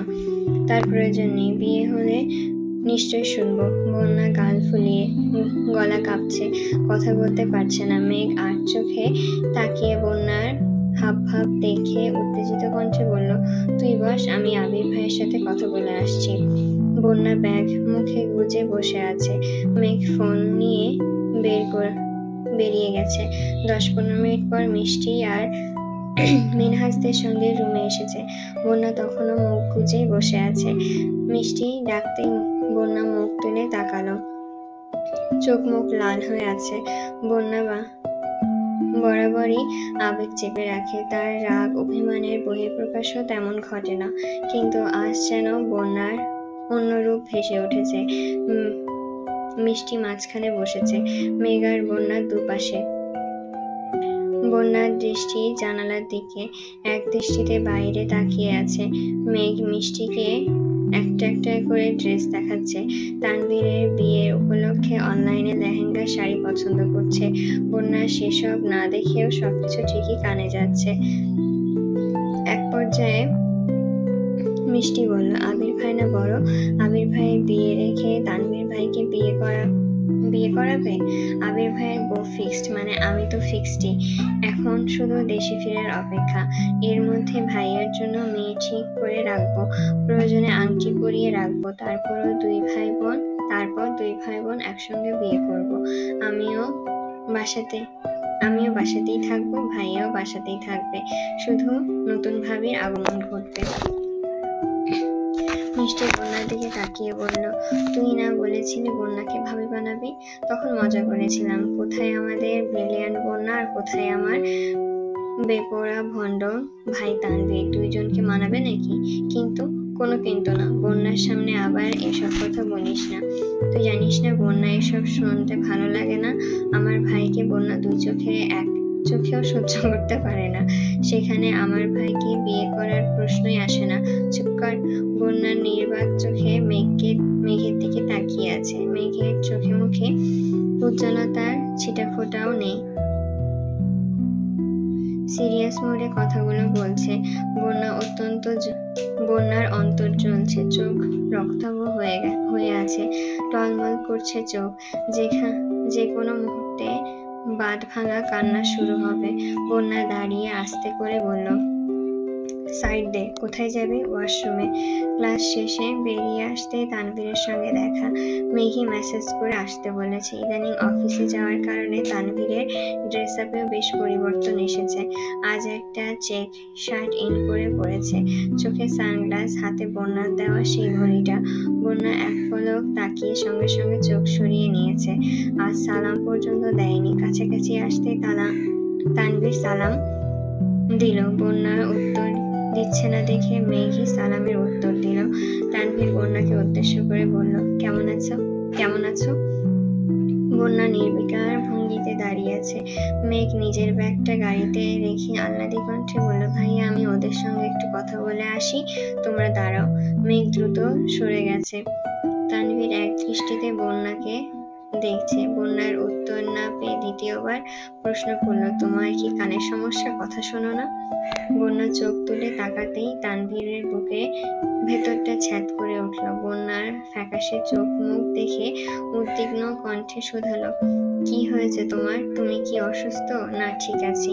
তোমাকে দেখে একদম ঠিক লাগছে না। ডাক্তার দেখিয়েছো? আমি চলে যাচ্ছি, মেঘকে বলে দিয়ে। বন্যা পা বাড়াতেই তানভীর বন্যার বাহু চেপে ধরে শক্ত কণ্ঠে বলল, এক পা বাড়ালে তার ফলাফল খুব খারাপ হবে। মেঘকে আসতে দেখে তানভীর হাত ছেড়ে রাগী স্বরে বলল, চুপচাপ গাড়িতে বসো।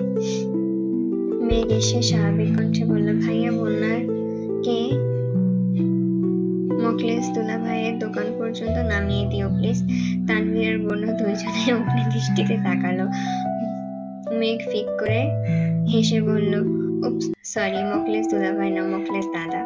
তানভীর আবারও বলল, বন্যা গাড়িতে বসো। মেঘও বলল, তাড়াতাড়ি আয়।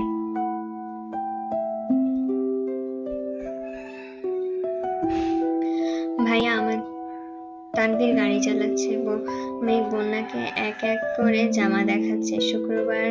শুক্রবারে কি পরবে সেসব ভেবে মেঘ ক্লান্ত হয়ে যাচ্ছে। বন্যা না পেরেও মেঘের সব পাগলামি সহ্য করছে। তানভীর গাড়ি চালাচ্ছে, ফাঁকে ফাঁকে মিরর দিয়ে বন্যাকে দেখছে। কিছু দূর যেতেই মেঘ বলল, ভাইয়া আমাকে দুটো ড্রেস কিনে দেবা? দেবনি না, আজকেই দিতে হবে। আজই? হ্যাঁ, তোমাকে না বলেছিলাম শুক্রবারে পরার জন্য ড্রেস লাগবে? আজ বন্যাও সাথে আছে, পছন্দ করতে সমস্যা হবে না। তানভীর ঘাড় ঘুরিয়ে বন্যার দিকে তাকিয়ে প্রশ্ন করল, তোমার শরীর ঠিক আছে? শপিং এ যেতে পারবে? বন্যা উত্তর দেওয়ার আগেই মেঘ বলল, কেন যেতে পারবে না? আমি বলেছি মানে যেতেই হবে। তুমি মনোযোগ দিয়ে গাড়ি চালাও। আব্বুর 2 ডায়মন্ড গাড়িতে বসা। যদি কিছু হয় তাহলে আব্বু তোমার হাড্ডি মাংস আলাদা করে ফেলবে। সামনে তাকাও। দুটা শোরুম ঘুরে মেঘের জন্য 2টা ড্রেস নিয়েছে আর মিমের জন্য একটা। তানভীরের এক পরিচিত ভাইয়ের ক্লিনিকে থেকে বন্যার প্রেসার হিমোগ্লোবিন টেস্ট করে বন্যাকে বাসা পর্যন্ত দিয়ে গেছে। মেঘ বারবার বলছিল মুখলেস দাদার দোকানের সামনে নামিয়ে দিতে, কিন্তু তানভীর সোজা বাড়ির সামনে পর্যন্ত নিয়ে গেছে। যাওয়ার সময় মেঘ সোজা জোর করে একটা ড্রেস বন্যাকে দিয়ে শুক্রবারে পরার জন্য বলেছে। বন্যা নিতে না চাইলে তানভীর আর মেঘের জোড়াজোড়িতে বাধ্য হয়ে নিয়েছে। বন্যা বাসায় ঢোকার পর্যন্ত অপেক্ষা করে তারপর মেঘকে নিয়ে তানভীর বাসার উদ্দেশ্যে রওনা দিয়েছে। যেতে যেতে তানভীর প্রশ্ন করলো, তোর বেস্টুর আজ কি হয়েছে? উল্টাপাল্টা আচরণ করছে কেন? টিকটিকি কামড়েছে।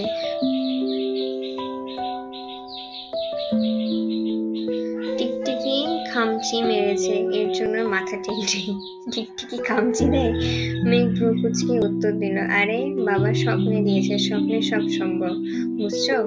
ভাইয়া ঠিকই বলে, এক তার ছিঁড়া তুই আর এক তার ছিঁড়া তোর বান্ধবী। ভাইয়া ঠিকই বলে, এক তার ছিঁড়া তুই আর এক তার ছিঁড়া তোর বান্ধবী। তোদের যন্ত্রণায় আমরা পাগল হয়ে যাব। পাবনা যাবে?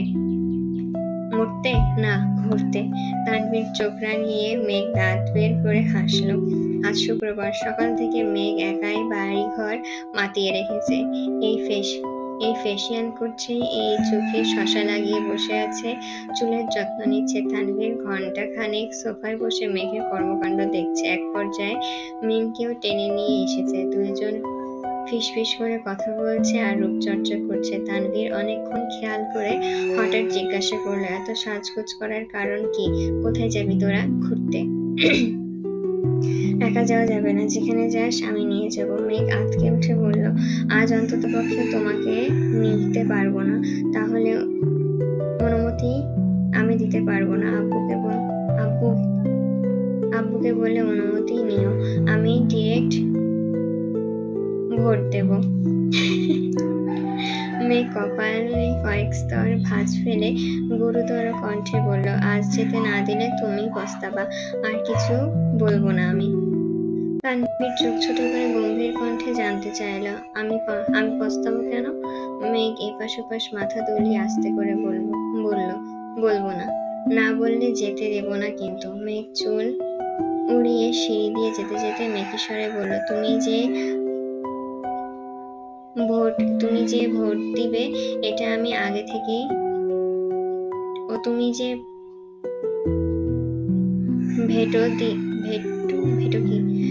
ভেটো দিবে আমি এটা আগে থেকেই জানতাম। তাই আগামীকাল রাতেই বড় আব্বু কাকুমনি, বড় আম্মু কাকিয়া, এমনকি আবির ভাই থেকে অনুমতি নিয়ে ফেলেছি। কোথায় বিচার দিতে যাবে যাও। মেঘ এক প্রকার নাচতে নাচতে রুমে চলে গেছে। মিমও তার পিছন পিছন ছুটল। তানভীর রাগে কটমট করছে। ইদানিং মেঘের দুষ্টুমির মাত্রা অনেক বেড়ে গেছে, একা সামলানো যাচ্ছে না। মেঘ আগেও দুষ্টুমি করতো, তবে লিমিটে। আবির আসার পর মেঘ অনেকটাই শান্ত হয়ে গিয়েছিল। আবিরের সাথে মনোমালিন্যর কারণে 8-9 বছর কথা হয়নি বলে সেই দূরত্বটা কমাতে একটু সময় লেগেছে। অ্যাডমিশন টেস্ট আর আবিরের প্রেমে হাবুডুবু খেতে খেতে দুষ্টুমির চিন্তা মাথায় আসেনি। এখন সেই দুষ্টুমির ভূতটা আবারও মাথাচাড়া দিয়ে উঠেছে। আবির কোনো কারণে অভিমান করলেও মেঘ সামনে আসলেই অভিমান 1 মিনিটেই বেশি টিকতে পারে না। আবির যতক্ষণ না হাসবে ততক্ষণ পর্যন্ত মেঘের আজগুবি কথাবার্তা চলতেই থাকবে। আগামীকালও তেমনটাই ঘটেছে। মেঘের একা ঘুরতে যাওয়ার ব্যাপারটা আবির রাজি ছিল না, তাই আবিরকে রাজি করাতে মেঘের বহু কাঠখড় পোড়াতে হয়েছে। এক পর্যায়ে তেলাপোকার আর্তনাদ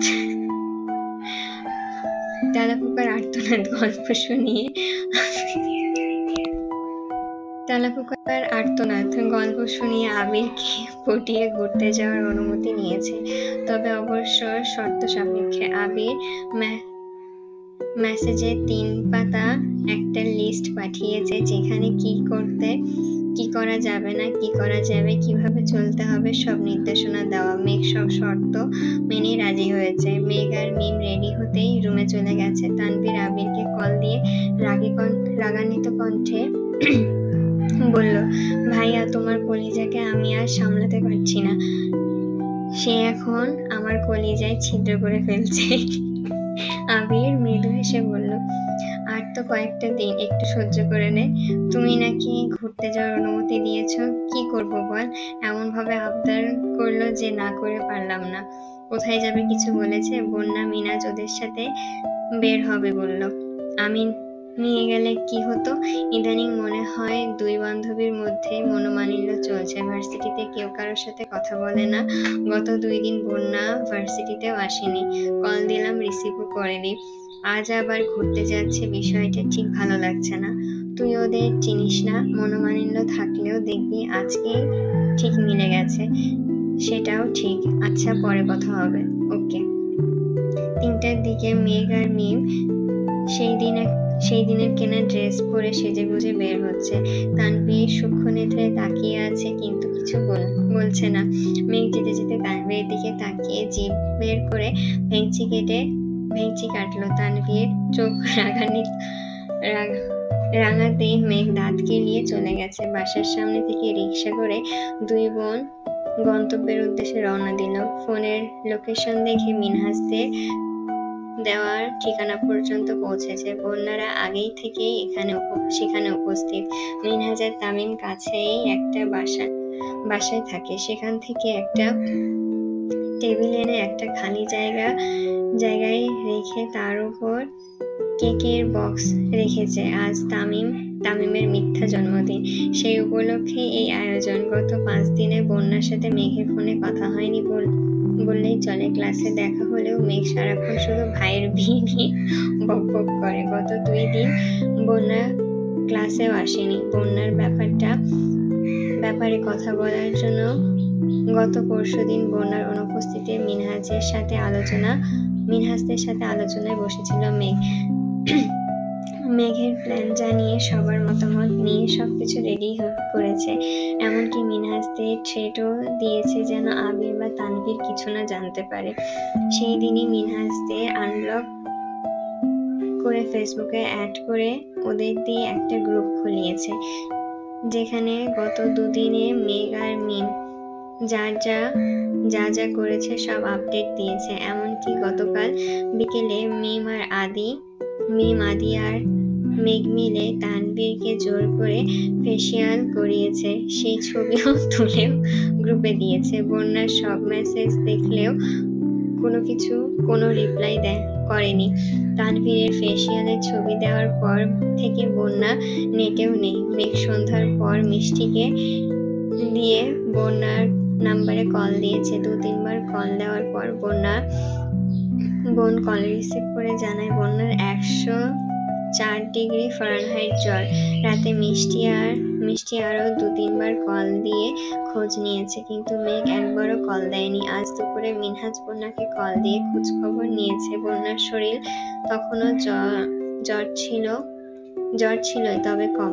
মিনহাজ তামিমের জন্মদিনের কথা জানিয়ে খুব জোরাজুরি করে রাজি করিয়েছে। সাথে এটাও বলেছে যেন মেঘের দেওয়া ড্রেসটা পরে আসে। বন্যা তখন জিজ্ঞাসা করেছে, আমি যে অসুস্থ এটা কি মেঘ জানে না? মিনহাজ স্বাভাবিক কণ্ঠে উত্তর দিয়েছে, জানলেই বা কি? মেঘের এখন তোর কথা ভাবার সময় আছে নাকি? সে তার ভাবিকে নিয়ে ব্যস্ত। বন্যা আর কিছু না বলে কল কেটে দিয়েছে। শুধুমাত্র বন্ধুদের কথা ভেবে শরীরে জ্বর নিয়েও বন্যা এসেছে। মেঘ 2 হাতে পেছনে রেখে সোজা টেবিলের কাছে দাঁড়ালো।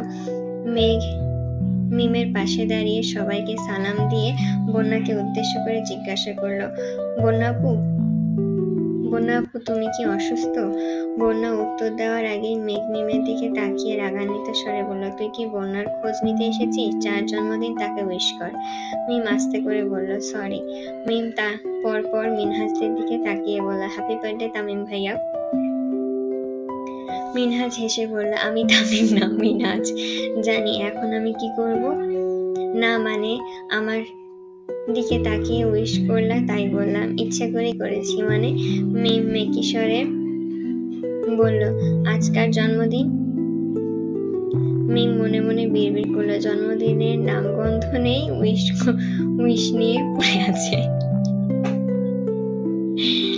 তামিম কথা কাটিয়ে বলল, আরে বাদ দে, জন্মদিন যারই হোক, কেক সবাই মিলে খাবো। বন্যা চাপা স্বরে বলল, তাড়াতাড়ি কর, বাসায় যেতে হবে। তামিম তপ্ত স্বরে বলল, বাইকে আসার সময় ছুরিটা রাস্তায় পড়ে ভেঙে গেছে। মেঘকে বলেছিলাম ছুরি নিয়ে আসতে।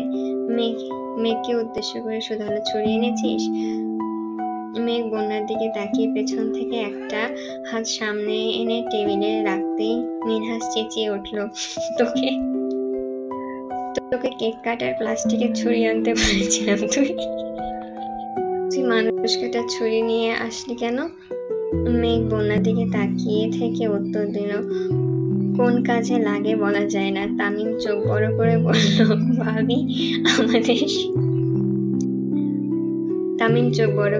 ভাবি আমাদের সেই মুড আছে, আজ এসপার নয়তো ওসপার করেই ছাড়বো। বন্যা ঢং গেলে শান্ত স্বরে বলল, ওর মুডে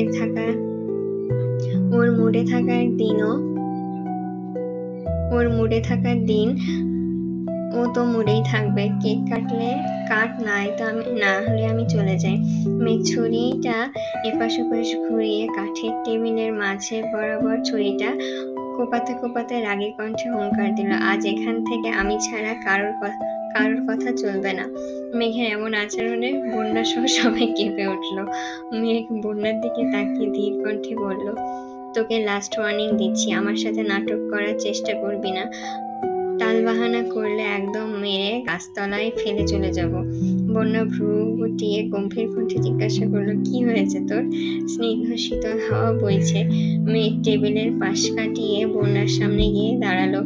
মেঘ দুহাত পেছনে মিষ্টি ফোন বের করে ভিডিও অন করলো। বাকিরা উৎসুক দৃষ্টিতে মেঘকে দেখছে। মেঘের বিধ্বংসী মনোভাব দেখে বন্যা কিছুটা ভীত হয়ে আছে। মেঘ রক্তিম আকাশের পানে তাকিয়ে উষ্ণ নিঃশ্বাস ছেড়ে বন্যার অভিমুখে তাকিয়ে বলতে শুরু করলো, আমার হৃদয়ের সবটুকু জুড়ে যাদের অস্তিত্ব আছে তাদের মধ্যে তুই একজন। আমার প্রাণচঞ্চলের তোর অবস্থান রক্তিম অনরের মতন। তুই পাশে আছিস বলেই আমি বারংবার ভেঙে চুরে নবরূপে রাঙিয়েছি নিজেকে। তোর প্রতি আমার বিশ্বাস সুবিশাল, সমুদ্রের গভীরতার ন্যায় দৃঢ়। তোকে বন্ধু হিসেবে পেয়ে আমার প্রাপ্তির খাতা পরিপূর্ণ হয়ে গেছে। আমি জানি তুই নিজে থেকে বেশি আমাকে ভালোবাসিস, আর আমার থেকেও বেশি ভালোবাসিস আমার ভাইকে। তুই বুঝতেও পারিস না, তানভীর ভাইয়া জন্য তোর বুকের বাঁ পাশে বিদ্যমান 300 গ্রামের হৃৎপিণ্ডটা প্রতিনিয়ত ঠিক কতটা অস্বাভাবিকভাবে স্পন্দিত হচ্ছে। ভাইয়ার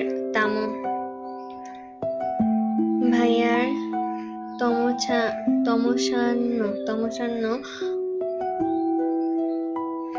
ক্ষয়িষ্ণু হৃদয়ে একগুচ্ছ আতশবাজি তুই, বিষাদের ন্যায় অভিপ্রায়ের একমাত্র প্রণয়িনী তুই। ভাইয়ার বেপরোয়া জীবনের নবলব্ধে সাজানো উত্তমা উপদেষ্টা হবি তুই। কথা দিচ্ছি ভাইয়ার জীবনে অদ্বিতীয়া হয়ে থাকবি সারা জীবন। বন্যা হতবিহ্বল দৃষ্টি নীরের। বন্যার নিস্তব্ধ আখি যুগল মেঘের অভিমুখে স্তব্ধ হয়ে আছে। মেঘ হাঁটু গেড়ে বসে পেছন থেকে গোলাপ ভর্তি হাত সামনে এনে বন্যার দিকে ধরে জিভ দিয়ে ঠোঁট ভিজিয়ে মলিন কণ্ঠে শোধালো, তুই কি আমার ভাইয়ের কল্পনার রাজ্যের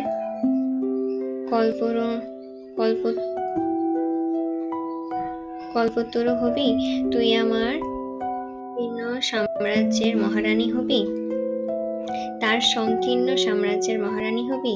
বন্যার চোখ টলমল করছে, জলের ঘরে ভার হয়ে থাকা মাথাটাও অনবরত ঘুরছে। মসৃণ গাল বেয়ে অশ্রু গড়িয়ে পড়তে বেশি সময় লাগলো না। গত 5 দিনের গুমড়ে গুমড়ে অনেক কেঁদেছে, যেটা বন্যার চোখ মুখ দেখেই বোঝা যায়। বন্যার দু চোখ বেয়ে অনর্গল পানি পড়ছে। মেঘ মিমের দিকে তাকিয়ে গুরুভার কণ্ঠে বলল, তোকে কি দাওয়াত দিয়ে আনতে হবে? মিম থতমত খেয়ে বলল, সরি, তোমার কথা শুনে টাসকি খেয়ে ফেলেছিলাম। মিম এগিয়ে এসে মেঘের পাশে হাঁটু গেড়ে বসে সেই ফুলের তোড়াটা হাতে রেখে দুইজন একসঙ্গে উচ্চস্বরে বলল, আপনি কি আমাদের ভাবি হবেন? তানভীর খানের একমাত্র বউ হবেন? বন্যার শরীর কাঁপছে। ভেজা চোখে মেঘ আর মিমদের দিকে তাকিয়ে আছে। তামিম রাশভারী কণ্ঠে বলল, বন্যা ভাবি তাড়াতাড়ি রাজি হন, নয়তো মেঘ ভাবির মাথা আবারও গরম হয়ে যাবে। বন্যা সবার দিকে তাকালো। মিনহাজ, তামিম, সাদিয়া একসঙ্গে দাঁড়িয়ে আছে। মিষ্টি একাই ভিডিও করছে। বন্যা পুনরায় মেঘদের দিকে তাকালো। মেঘ স্ট্রং থাকলেও মিম এক পায়ের ওপরে নিজের ভর রাখতে না পেরে মেঘের উপর হেলে পড়ছে। মেঘ তড়িঘড়ি করে চেঁচিয়ে উঠল, আরে বেটি তাড়াতাড়ি হ্যাঁ বল, পড়ে যাচ্ছি তো। বন্যা ফুল ধরতে বিহলতায় উত্তর দিল, ইনশাআল্লাহ তোদের ভাবি হব আমি। ততক্ষণে মিমের শরীরের ভরে মেঘ মাটিতে পড়ে গেছে। মিম মেঘের উপরে পড়ে আছে। বন্যা এক হাতে ফুল, অন্য হাতে মেঘের ঘাড়ে ধরে আটকাতে গিয়ে নিজের অন্যায় টান খেয়ে বন্যা মেঘের উপরে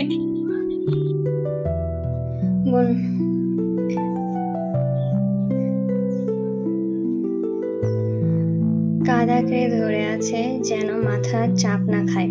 মিষ্টির ভিডিও তখনও চলমান। সাদিয়া, তামিম দ্রুত এগিয়ে এসেছে।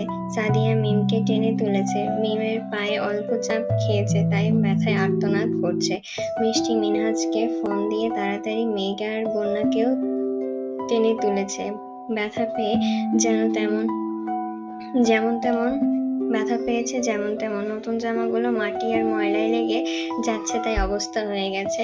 মিনহাজ, তামিম, আর সাদিয়া হাসতে হাসতে একদম বসে পড়েছে। মিনহাজ হাসতে হাসতে বলল, আমার জীবনে দেখা সেরা প্রপোজ, সারা জীবন মনে থাকবে। দেখবি তোদের ননদ ভাবির সম্পর্ক সারা জীবন এমনই থাকবে। যাই করতে যাবি একটা করে অঘটন ঘটাবি। মেঘ হুঙ্কার দিয়ে উঠল, চুপ থাক, নয়তো তোর মুখে কষ্টেপ লাগিয়ে দেব। মেঘ বন্যার দিকে তাকিয়ে মুচকি হেসে বলল, সরি, তুই ভাইয়াকে ভালোবাসিস এটা তোকে বোঝাতে 5 দিন তোর সঙ্গে খুব বাজে ব্যবহার করেছি, সরি বেবি। বন্যা কোনো কিছু না বলে আচমকা মেঘকে শক্ত করে জড়িয়ে ধরল। কান্না ভেজা দু চোখ বেয়ে আবারও পানি ঝরছে। মেঘ বন্যার পিঠে বারবার হাত দুটো পেঁচিয়ে ধরছে। বন্যা আবার হাউমাউ করে কাঁদতে শুরু করেছে। এত বছরের বন্ধুত্বে বন্যাকে কখনো এভাবে কাঁদতে দেখেনি। মেঘ বরাবরই চুপচাপ আর শান্তশিষ্ট থাকে। কাঁদলেও কখনো কারোর সামনে কাঁদে না, অথচ আজ সেই মেয়ে খোলা আকাশের নিচে অবাধে কেঁদেই চলেছে। মেঘ শীতল কণ্ঠে বলল, সরি তো, প্লিজ এভাবে কান্না করিস না। আমি জানতাম তুই ভাইয়াকে ভালোবাসিস, কিন্তু তোকে সরাসরি জিজ্ঞাসা করলে তুই কখনোই স্বীকার করতি না, তার জন্যই আমাকে এসব করতে হয়েছে। Please sorry. বন্যা কাঁদতে কাঁদতে অস্পষ্ট কণ্ঠে বলতে শুরু করলো, আমি বুঝতেও পারিনি কবে আমি ওনাকে এত ভালোবেসে ফেলেছি। তুই সেই দিন ওই মেয়েটার ছবি দেখানোর পর থেকে এখন পর্যন্ত আমি ঠিকমতো ঘুমাতে পারিনি, খেতে পর্যন্ত পারিনি, আমার নিঃশ্বাস নিতে পর্যন্ত কষ্ট হচ্ছে। সারাক্ষণ মনে হচ্ছিল আমি সব হারিয়ে ফেলেছি, কি যেন নেই আমার। চারপাশ শূন্য লাগছিল আমার। আমি ওনাকে অনেক ভালোবাসি বেবি। বন্যা মেঘকে নিজের কাছ থেকে সরিয়ে চোখ মুছে শান্ত কণ্ঠে বলল, আমার ভাবি হতে তুই সত্যি রাজি তো? বন্যা মলিন হেসে বলল, রাজি। কিন্তু? মেঘ স্বাভাবিক কণ্ঠে জানতে চাইল, কিন্তু কি? তুই যে বলেছিলি আজ মেয়ে দেখতে যাবি। লে হালুয়া, তুই কি ছেলে নাকি? বন্যা শ্বাস ছেড়ে রাগে স্বরে বলল, দূর ফাজলামো করিস না। ওই মেয়েটা কি ছিল? আমি চিনি না, ফেসবুকে পেয়েছিলাম। ফাজিল মেয়ে। কিন্তু বললি যে তোর ভাই রাজি।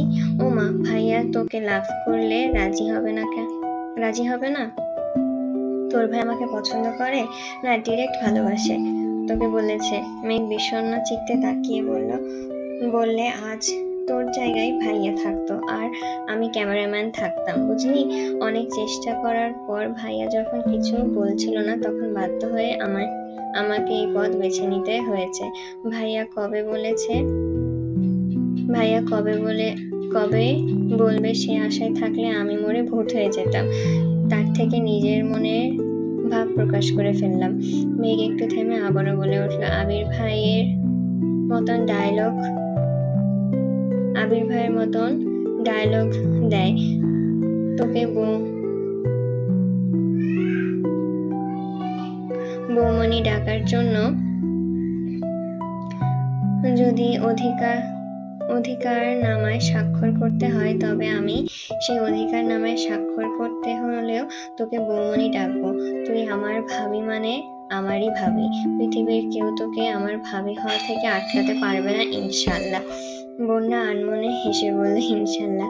মেঘ এক পা ঝাঁকিয়ে মেঘেদের কাছে আস্তে আস্তে বলল, বন্যা আপু, তুমি যে আমার বন্যা আপু, আমি যে তোমার ছোট ননদ, এটা কি তোমার মনে আছে? বন্যা আলতোভাবে মেঘকে জড়িয়ে ধরে আহ্লাদী কণ্ঠে বলল, ওলে সোনা, তুমি আমার কিউটি ননদ। তোমাকে আমি কিভাবে ভুলবো বলো? মেঘ ভেঙচি কেটে বিড়বিড় করে বলল, আজ কিউট না বলে? মিনহাজ ঠাট্টার স্বরে বলে উঠল, আপনি কিউট না বলেই একজন নিজের জান জীবন দিয়ে আপনাকে আগলে রেখেছে। আপনার দিকে কেউ নজর দেওয়ার আগেই আত্মরা করে ফেলে। আপনাদের মুখে এসব সাজে না ভাবি, বরং আমি আর তামিম এসব বললে মানা যাবে। তামিম পাশ থেকে বলল, সহমত বন্ধু।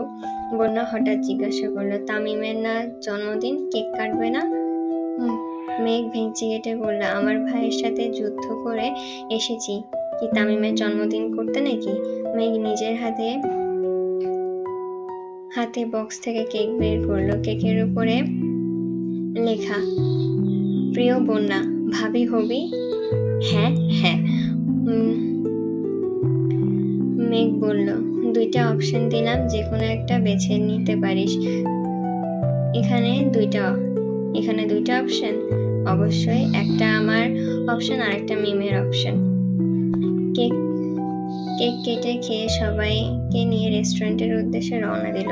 সন্ধ্যার আগে বাসায় না গেলে নিশ্চিত বকা খাবে। রেস্টুরেন্টে বন্যা আর মেঘ পাশাপাশি বসে খাচ্ছে আর ফিসফিস করে গল্প করছে।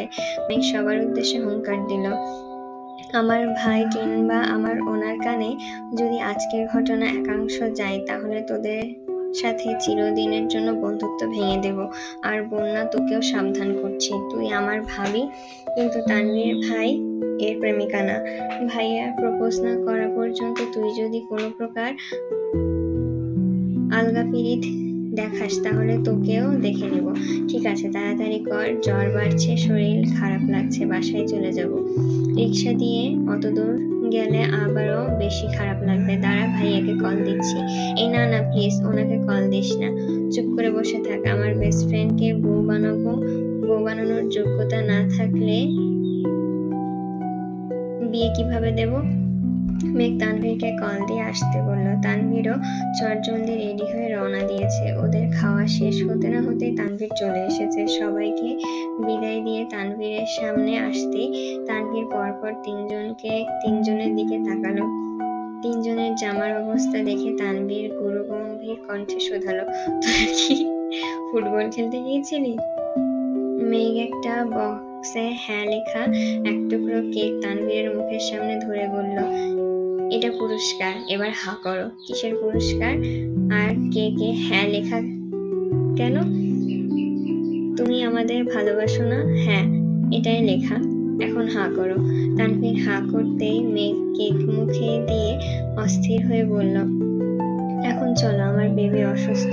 মেঘ আর মিম দ্রুত গাড়ির দিকে চলে গেছে। বন্যা মাথা ঘুরছে, তবু আস্তে করে পা বাড়ালো। তানভীর উদ্বিগ্ন কণ্ঠে জানতে চাইল, কি হয়েছে তোমার? জ্বর। জ্বর শব্দ কানে বাজতেই তানভীর এগিয়ে এসে বন্যার কপালে হাত রাখলো। সঙ্গে সঙ্গে বন্যার শরীর ঝাঁকুনি দিয়ে উঠেছে।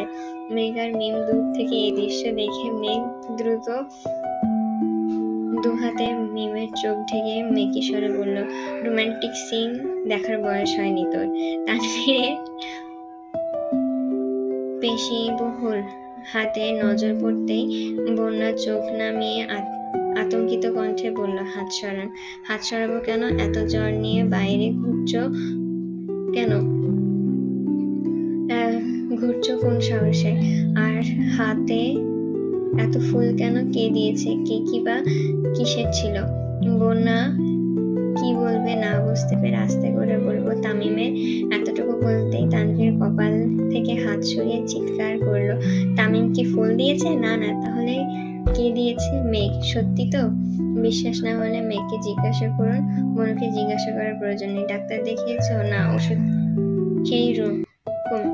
খেলেই কমে যাবে। তানভীর অগ্নিদৃষ্টিতে তাকাতেই শক্ত কণ্ঠে বলল, এই মেয়ে তুমি এত কেয়ারলেস কেন? সেই দিন যে বললাম প্রেশার কম, খাওয়া দাওয়া করতে ঠিক মতো, কথা মানলে না কেন? উল্টো জ্বর বাঁধিয়েছ। বন্যা কিছু না বলেই মাথা নিচু করে চলে যাচ্ছে। তানভীর পেছন পেছন গজগজ করতে করতে যাচ্ছে। কল দিলে কল রিসিভ করে না, কিছু জিজ্ঞাসা করলে উত্তর দেয় না, দেওয়ার প্রয়োজন মনে করে না, নিজের যত্ন পর্যন্ত নেয় না। এর থেকে রোবটও শতগুণ ভালো। বন্যার সামনে যেতে যেতে তানভীরের কথা শুনে মুচকি হাসলো। বন্যাকে ডাক্তার দেখিয়ে ঔষধ আর কিছু ফল কিনে বাসা পর্যন্ত পৌঁছে দিয়ে তারপর ওরা বাসায় আসে।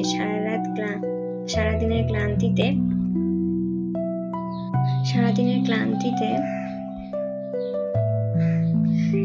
ক্লান্তিতে মেঘ মাগরিবের নামাজ পড়ে ঘুমিয়ে পড়েছে। ফোন টেবিলের উপরে সাইলেন্ট অবস্থায় পড়ে আছে। আবির সন্ধ্যার পর সবার সাথে কথা বলার সময় মেঘের সাথে কথা বলতে চেয়েছিল, কিন্তু মেঘ আশেপাশে নেই শুনে তেমন জোরও করেনি। কিন্তু মেঘের সঙ্গে কথা বলার জন্য মনটা ছটফট করছে। মেঘদের বাসায় পৌঁছে দিয়ে তানভীর একটা কাজে শহরের বাইরে গেছে, আগামীকাল ফিরবে। মেঘের সাথে কথা বলার জন্য 2-3 বার আম্মু মামুনি নাম্বারে কল দিয়েছে, কিন্তু মেঘের কথা বলতে পারছে না। কাকিয়ার ফোন প্রায় সময় মিমের কাছে থাকে, সেই ভেবে কাকিয়াকেও কল দিয়েছে, কিন্তু আজ ফোন কাকিয়ার কাছে। আবির এক পর্যায়ে বাধ্য হয়ে ফুপিকে কল দিয়েছে। ফুপি এশার নামাজ পড়ছেন, তাই জান্নাত ফোন রিসিভ করে সালাম দিল। জান্নাতের কণ্ঠ বুঝতে পেরে আবির সালামের উত্তর দিয়ে স্বাভাবিক কণ্ঠে জিজ্ঞাসা করলো, কেমন আছো? আলহামদুলিল্লাহ ভালো, তবে রেগে আছি। কেন আপু? ভাই, আজ আমি তো তোমার ভাবি হিসেবে কথা বলছি। জি ভাবি বলুন। জান্নাত মনমরা হয়ে বলল, আমাদের বিবাহবার্ষিকীতে মেঘকে আনতে দিলে না কেন? আম্মুকে দিয়ে তোমাকে কতগুলো কল দিলাম, আজ আমি নিজে দিলাম। তানভীর ভাইকে পর্যন্ত কতগুলো কল দিয়েছি, এটা কি তুমি ঠিক করলে? আবির মুচকি হেসে বলল, আমি চিন্তা করেছি আমার বউকে এখন থেকে একা কারোর বাসায় যেতে দিব না। একা একা ঘুরলে আমার কথা ভুলে যাবে। এই যে আজ বন্ধুদের সাথে ঘুরতে বেরিয়ে সারাদিনেও আমার খোঁজ নেয়নি। একদম ঠিক করেছে। এত বউ পাগল, যেহেতু বউকে নিয়ে চলে যেতাম, আমি তো নিয়ে আসতাম, কিন্তু আমার মামা শ্বশুর মানে আমার আব্বাজান, কিন্তু আপনার মামা শ্বশুর মানে আমার আব্বাজান শুনলে হার্ট অ্যাটাক করে ফেলবেন, এই ভয়ে আনতে পারিনি। মেঘের আব্বু শুনলে মনে হয় হার্ট অ্যাটাক করতো না? জি না, আমার শ্বশুর অনেক স্ট্রং, আর ওনাকে যদি আজকে বলি মেয়েকে পাঠিয়ে দিতে উনি এক কথায় রাজি হয়ে যাবেন। জান্নাত উত্তেজিত কণ্ঠে বলল, সত্যি? মেজো মামা জানে তুমি বলে ফেলেছো? আমি বলিনি, কিন্তু উনি রাজি। এটা আবার কেমন কথা? এটা এমনই কথা। সেসব বাদ দিন, এখন আমার বাসায় ফোন দিয়ে আমার বউটাকে ঘুম থেকে উঠিয়ে আমায় কল দিতে বলুন। বউকে খুব মিস করছি। আমাকে এসব বলতে তোমার লজ্জা লাগে না? আপনি বললেন আজ আপনি আমার ভাবি, তাই দেবর হিসেবে ভাবির কাছে আবদার করাই যায়। রাখছি এখন। আচ্ছা। জান্নাত যথারীতি হালিমা খানকে কল দিয়ে মেঘের সাথে কথা বলার নাম করে মেঘকে ঘুম থেকে তুলে আবিরের কথা বলেছে। মেঘ তড়িৎ বেগে ওয়াশরুম থেকে হাত মুখে পানি দিয়ে এসে আবিরকে কল দিল। আবির অডিও কল কেটে ডিরেক্ট ভিডিও কল দিল। মেঘ ঘুম ঘুম চোখে তাকিয়ে সালাম দিল। আবির সালামের উত্তর দিয়ে তপ্ত স্বরে বলল, কারোর কি আমার জন্য বিন্দুমাত্র চিন্তা হয় না? সরি, ঘুমিয়ে পড়েছিলাম। আমিও সরি ঘুম ভাঙানোর জন্য। মেঘ মুচকি হেসে বলল, আপনার এই পরিবর্তনের পেছনে নিশ্চয়ই কোনো রহস্য আছে। কি রহস্য বলুন তো? আবির লাজুক হেসে বলল, আমি বললাম না আমার শরম করে? মেঘ চক্ষু যুগল প্রশস্ত করে বলল, আপনার শরমও আছে? আবির উত্তর না দিয়ে মেঘের দিকে নিষ্পলক তাকিয়ে আছে। মেঘ বারবার ডাকছে, কিন্তু আবিরের নজর স্থির। মেঘ এবার রাগী স্বরে বলল, এভাবে তাকিয়ে আছেন কেন? আপনার যেহেতু মনে হয় আমি নির্লজ্জ, তাই আজ থেকে আমি নির্লজ্জের মতন আচরণ করব। মেঘ আহাম্মকের মতন তাকিয়ে আছে। আবিরের দৃষ্টি মেঘকে বারবার নাজেহাল করছে। সেই সঙ্গে আবিরের উল্টাপাল্টা কথাতে মেঘ এখন হতবিহ্বল। আবির খানিক চুপ থেকে মলিন কণ্ঠে শোধালো, শুনলাম কোথায় পড়ে গিয়ে জামা কাপড় নষ্ট করে এসেছিস? শরীরে ব্যথা পেয়েছিস? না, তেমন ব্যথা পাইনি, কোমরে একটু লেগেছে। কি করতে গিয়েছিলি? একটা গুরুত্বপূর্ণ কাজ করতে গিয়েছিলাম। কাউকে বলা যাবে না? আমাকে বলা যাবে না? আপনাকে অবশ্যই বলবো, কিন্তু এখন না প্লিজ। আপনি দেশে ফিরলে আপনাকে সারপ্রাইজ দেব। এখন কিন্তু আমার ভয় হচ্ছে। আবিরের মুখে অপ্রত্যাশিত কথা শুনে মেঘ